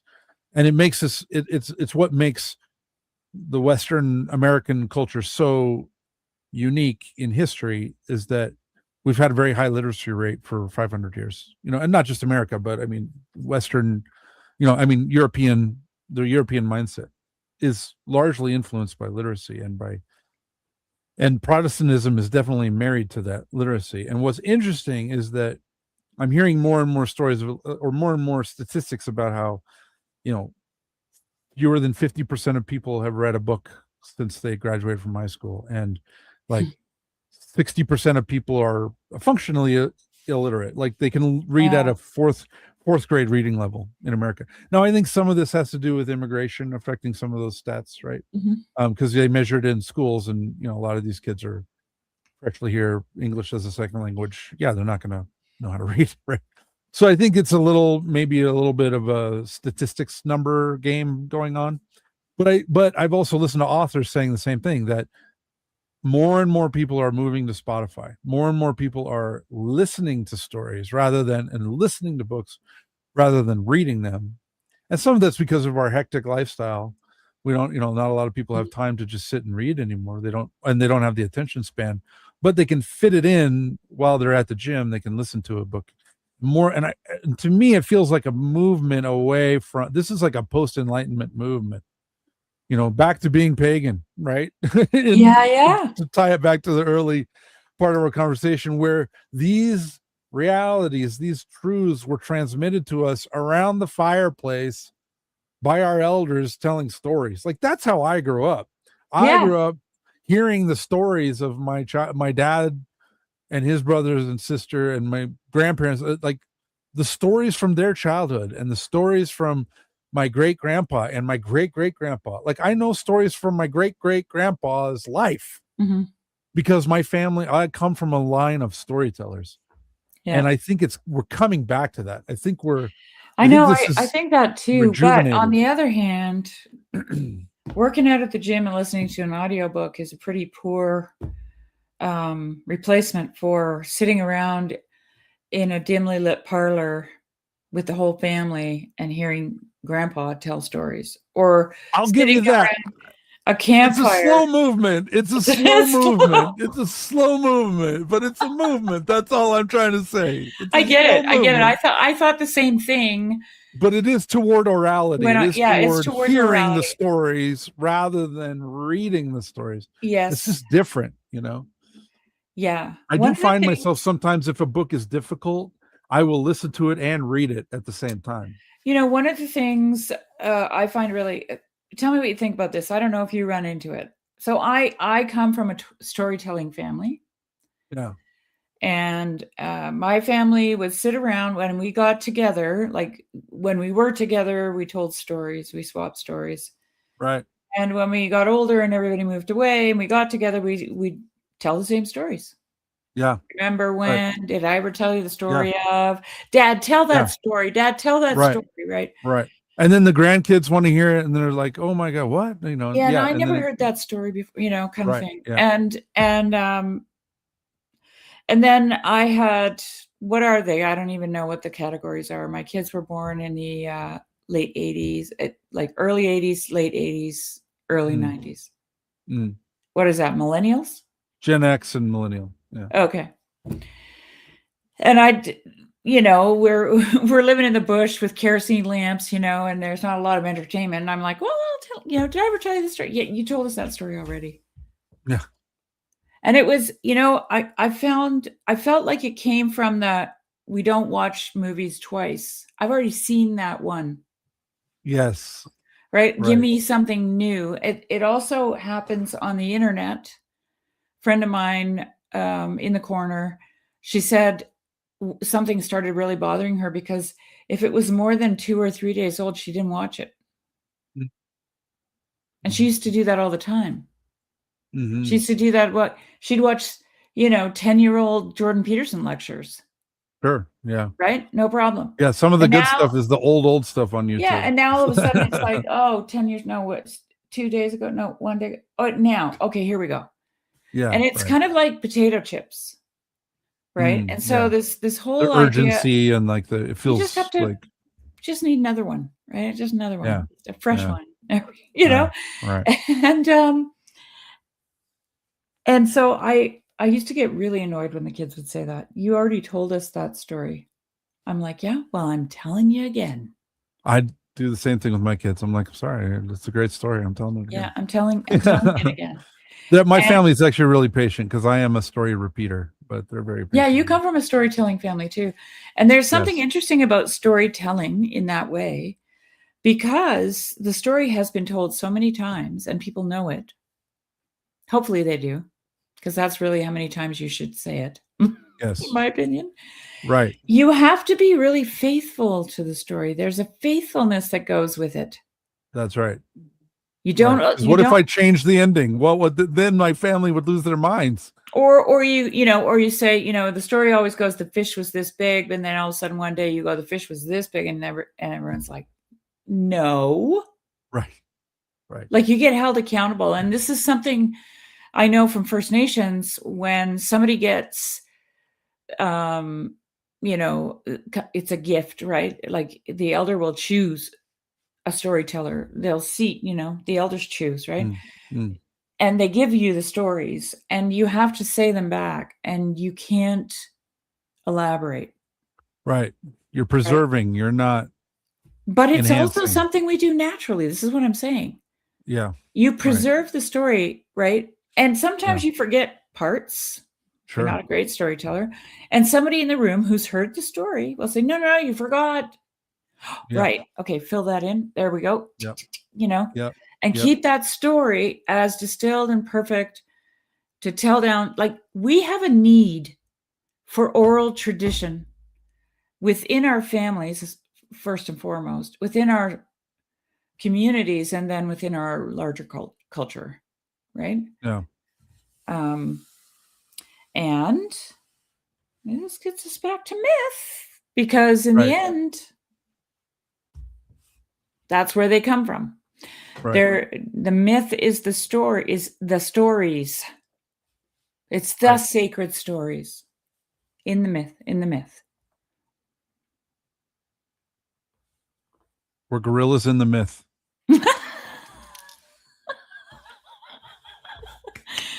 Bravo. That was really good. Anyways, we've gone on and on. We had some Yeah. nice comments. Yes. I don't know if you wanted to go through some of them. Oh, we can. So you do it. You drive it. You drive. Me drive? You drive. Going way back here. We got, I wonder if the vision of at least feeling God's presence in his darkness is retrospective or imaginal. If it's dark, it's dark. If you're enveloped in hope, you're lightening the dark. I think that whatever it is, it's personal. Yeah. It's personal. Well, and I think there's a sense of not knowing where you are because you've entered a different space, right? You don't know the rules. You don't know up from down. There was a metropolitan who was talking about prayer one time, and he said, when the time comes that you have an experience of entering into the space of prayer and you are experiencing God in a way you haven't before, he said, you will find that all of the ideas, concepts, and thoughts you've ever had about God are merely idols. Yeah, exactly. And then, and when you get there, you're like, I know nothing. There's the dark. There's the darkness. Yeah. And, I always like the example that George MacDonald has in The Wise Woman, because the little girl she's in the cloak of the wise woman who is, George MacDonald's version of God. And she can't see anything. And the wise woman is carrying her. She doesn't know where she's going. She doesn't even know who the wise woman really is, because the wise woman, her parents just said, take her. She's in, we can't handle her, right? She's a spoiled, rotten little brat. and the girl's frightened. She's afraid, so it might feel like that. Probably does. Our And that's what our homily was on Sunday. He just said, yeah, you need to understand when the disciples saw Christ in the transfiguration, they fell down oh in yeah. fear. Well, You that's know, what and angels are and constantly when saying. angels appear, when angels appear, they say, "Don't be afraid." Don't be Right? afraid. Do not fear. Do not fear. Do not be afraid. And he went through like, I don't know, half a dozen examples of that. And he Cool. was just saying, like when you're in liturgy, you need to remember where you are, Mm-hmm. and you need to remember who else is here, and you need to Yeah. be careful. Yeah. Well, Like I can. he didn't go so far as to like, God is a consuming fire. That's what I wanted, right? But he's a little more pastoral than me. So, Well, but no, that was the point, though. It was just like you should approach the maker of the universe with a little bit of humility and a little bit of fear. yes, yes. And I'll just read you a little bit. Meister Eckhart is very big on the darkness of God. And of course, if you just throw it out there, you have to wrestle with the darkness of God. People are like, what are you talking about? So I Right. think I should just at least share this. It describes the ultimate unnameable reality of the divine beyond all human concept, names, and images. So in his Christmas sermon, he talks about the place of no images where you commune with God, which means you have no concept of him. You have no, and when I was reading, that's in his Christmas sermon, Meister Eckhart's Christmas sermon. It's also a virginal space. Okay. Mm-hmm. And when I was reading that Christmas sermon, I was like, oh, wait a minute. You shall have no graven images before me. I'm like, ooh, no preconceived notions. Right. Right? Right. Rooted in Yeah. negative theology, Eckhart taught that true knowledge of God requires letting go of mental constructs. Even calling God good or wise to enter a silent, dazzling darkness where the soul unites with the ground of being. And in Eckhart's terms, letting go is Gelassenheit, which then is taken up by the great philosopher Heidegger. So Heidegger is basically trying to figure out what Eckhart's talking about. That's basically the foundation of his work. And the German word Gelassenheit, the letting, we say in English letting go, which is not really, height is a state of being, right? When anything has the height at the end of it, it's a state of being. Gelassen is like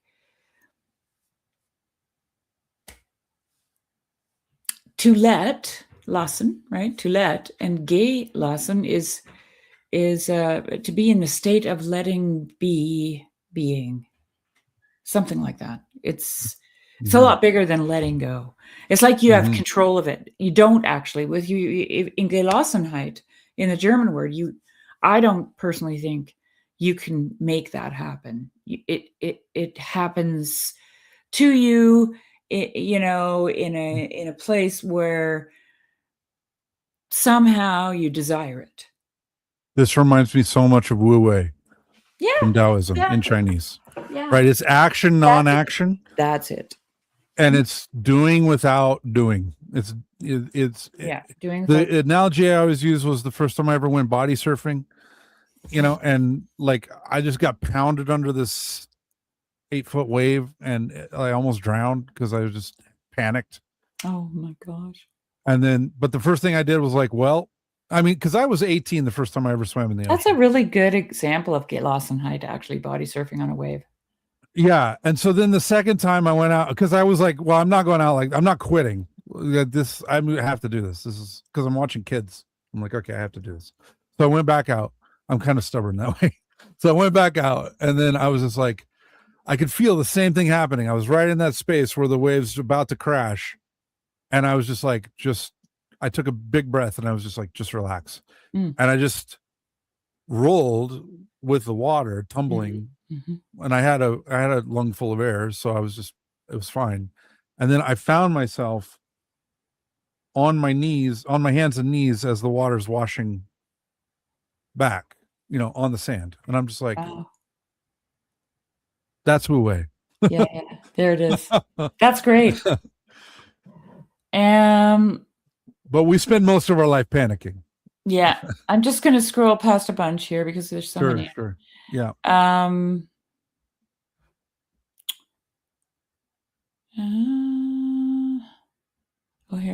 There's a question maybe.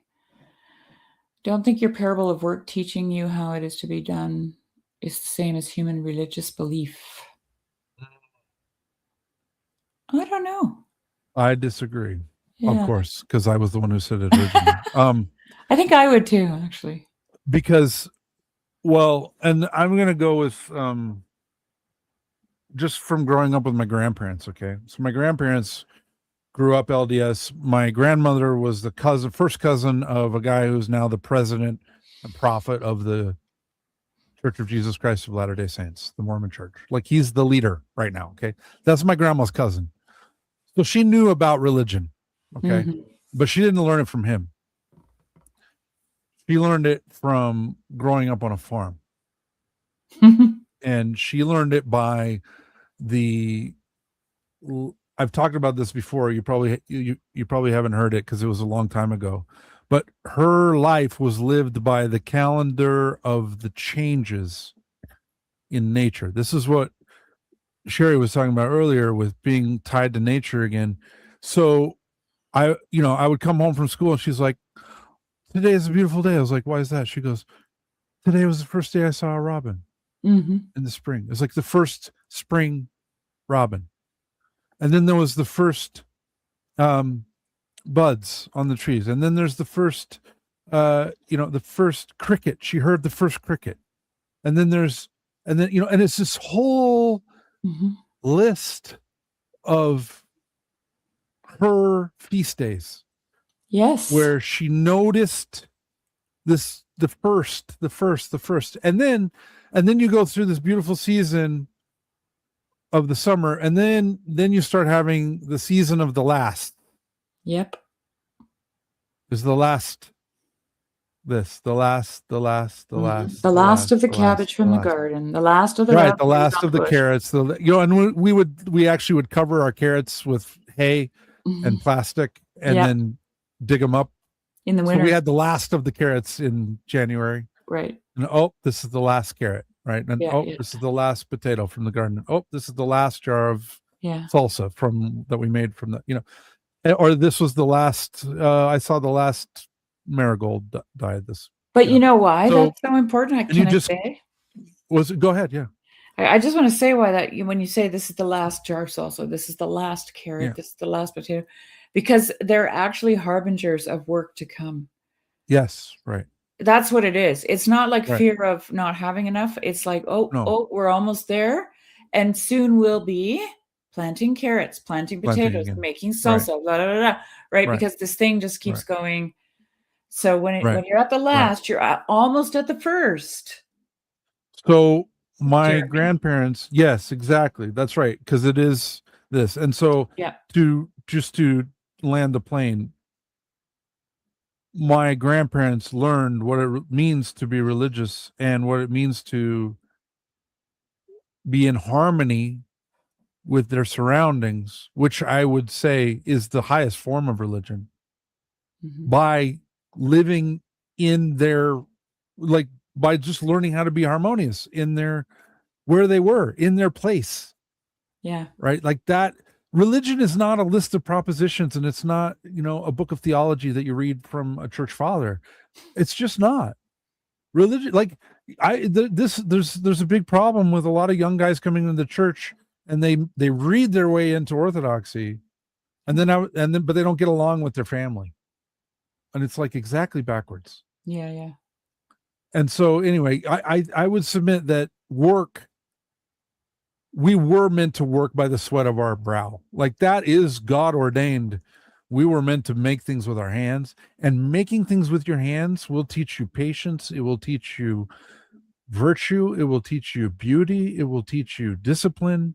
Like if you want to become a craftsman, I work with a guy who's a beautiful wood carver, and he's the most patient, quiet, sober man I know from Zen. his He's working with Zen. the wood. He's probably Zen. Yes. Yeah, he is. He's one with the wood. Like he's not thinking when he's doing it. Well, He's just watching it. He's here's a watching it. He's attending to it.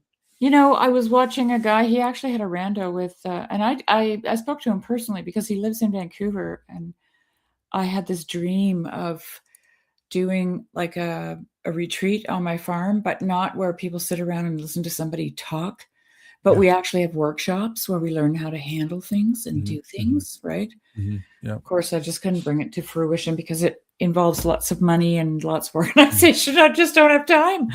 I don't have time, but I called him and we talked, and he's a carpenter and he does this incredible woodwork. And he was saying to Paul Vanderklay, I open up the wood and I look at the grain and it tells me what it wants. That's what you're saying. Work teaching you how it is to be done. He looks at the grain of the wood and it says to him, this is what you need to do with me. I'm not Right. made, And if you try to work against it, I'm not it made falls for anything apart. else. Yeah, I'm not Right. made for anything else. Don't do anything else with me because I won't be, it won't be satisfactory, right? Right. So I have a certain kind of sheep. It's relationship. It's relational. Yeah, and I That's always another talk about, way it's religious. It's yeah, relational. and Religious, lig, hold together, right? right, and I call this having a conversation. You have a conversation with reality. Yeah. Okay. So, and my favorite example for this is I go into the garden with my tools and my gloves and my rubber boots, and I think I'm going to do this, this, and this, and I look at it and I go, oh no, because now the garden is telling me what to do. The garden says, no, you need to pick the raspberries. Yep. And then you're going to have to weed that, and you're going to have to hill those potatoes because, like your grandmother, we're almost at the end of and then there's another beginning, right? Wherever there's an end, there's a beginning. Yep. So Yep. I agree with Jeremy. Your work, and it's not the physical labor that is teaching you how to do something. It's not like, oh, now I know how to plow. No, the ground, the horse, and the plow are going to teach you what reality requires. You're not And how going to to work impose with it. anything on it. You can't because That's you right. don't even know what it wants. So That's right. Well, and that's the thing that really helped me so much was learning to. First, I learned to ride a horse, and then I learned to break a horse, and to riding, and that whole process breaks you because you have to learn that this is an animal that could kill me, and I think I can impose my will on it. And it's like, nope. If you show up in that mindset of I'm going to show this horse who's boss, you're going to have a bad day. And I learned that the hard way. And it is a partnership. It's a relationship. And they have to learn to trust you. And there's a conversation. And once they learn, and it's a conversation. Yeah. And once they learn to trust you, and they learn that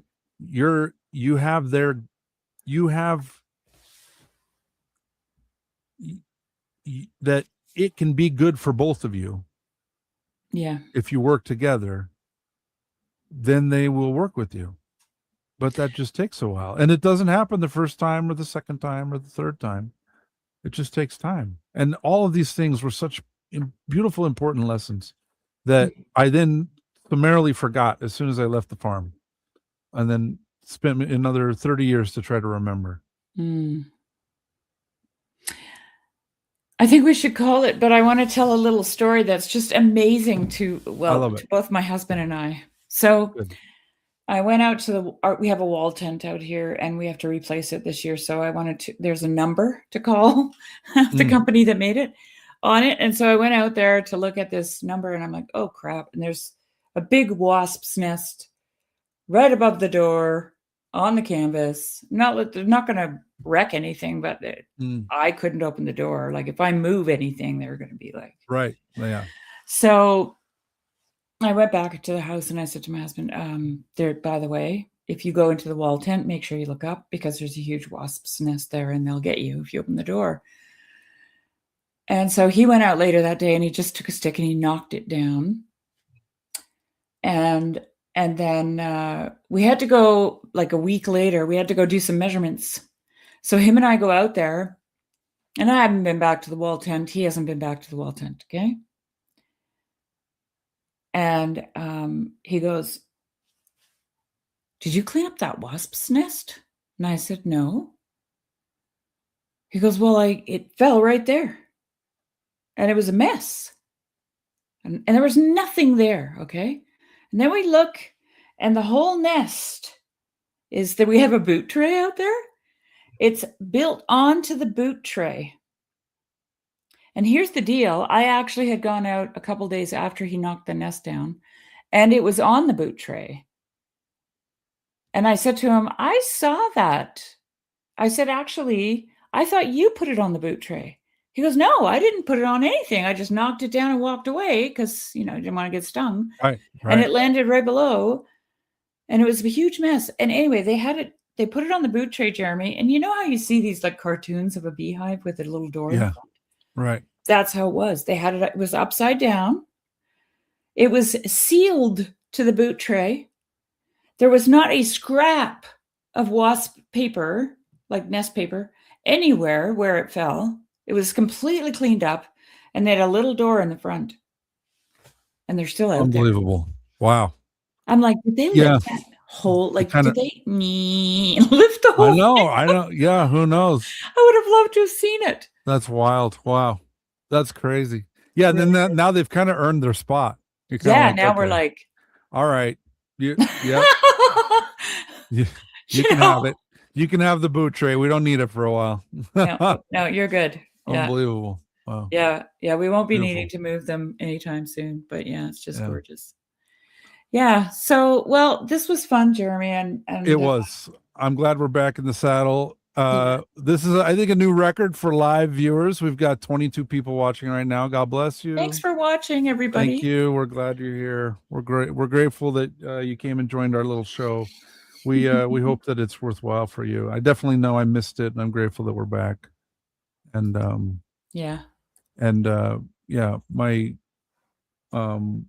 definitely grateful that we have a little audience, and that and then we can share the lives of the saints with all of you, because the more I study their lives, the more beautiful my own life becomes, and I'm grateful for that. Yeah. I mean, I can't. When someone asked me once, what do you think your life would be like if you never married Uli? I'm like, I wouldn't. I can't even. Where do you start, right? Yeah. Where do you even go with that? I fear it wouldn't have been as good as it is, And that's not saying that was great. I understand. Yeah. But what wasn't good is now great. So that's just the way, where one thing ends, another thing begins. Eh? Beautiful. Yeah. So, yeah. but the surgery to become one flesh is not. There's no pain.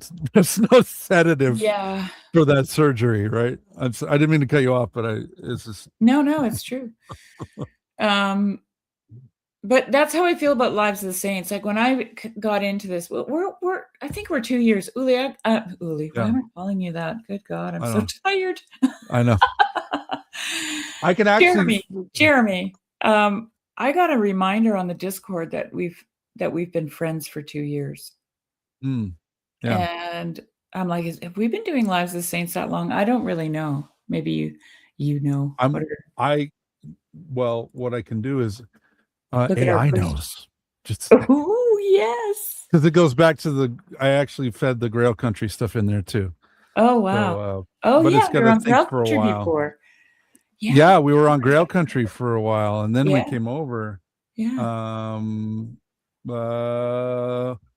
Oh, wow. So the very first episode of Lives of the Saints was July 17th, 2024. So 2 years we've been doing this. 2 years. Yeah. 2 years we've been 2 years. Okay. So I am like if it wasn't for Lives of the Saints, which is not what I expected, okay, I feel like I'm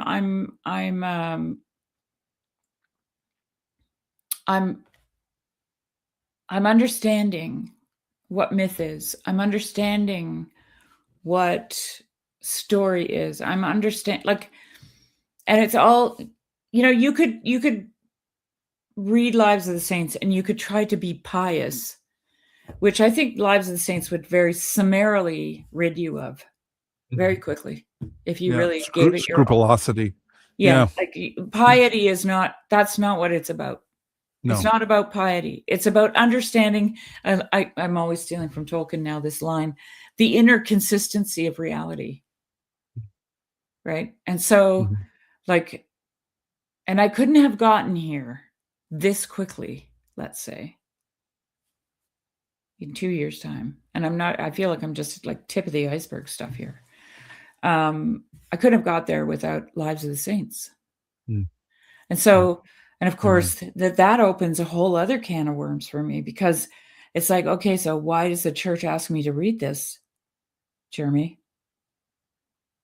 To make you a poet. Yes. So that you can learn to pray. Yeah. Yeah.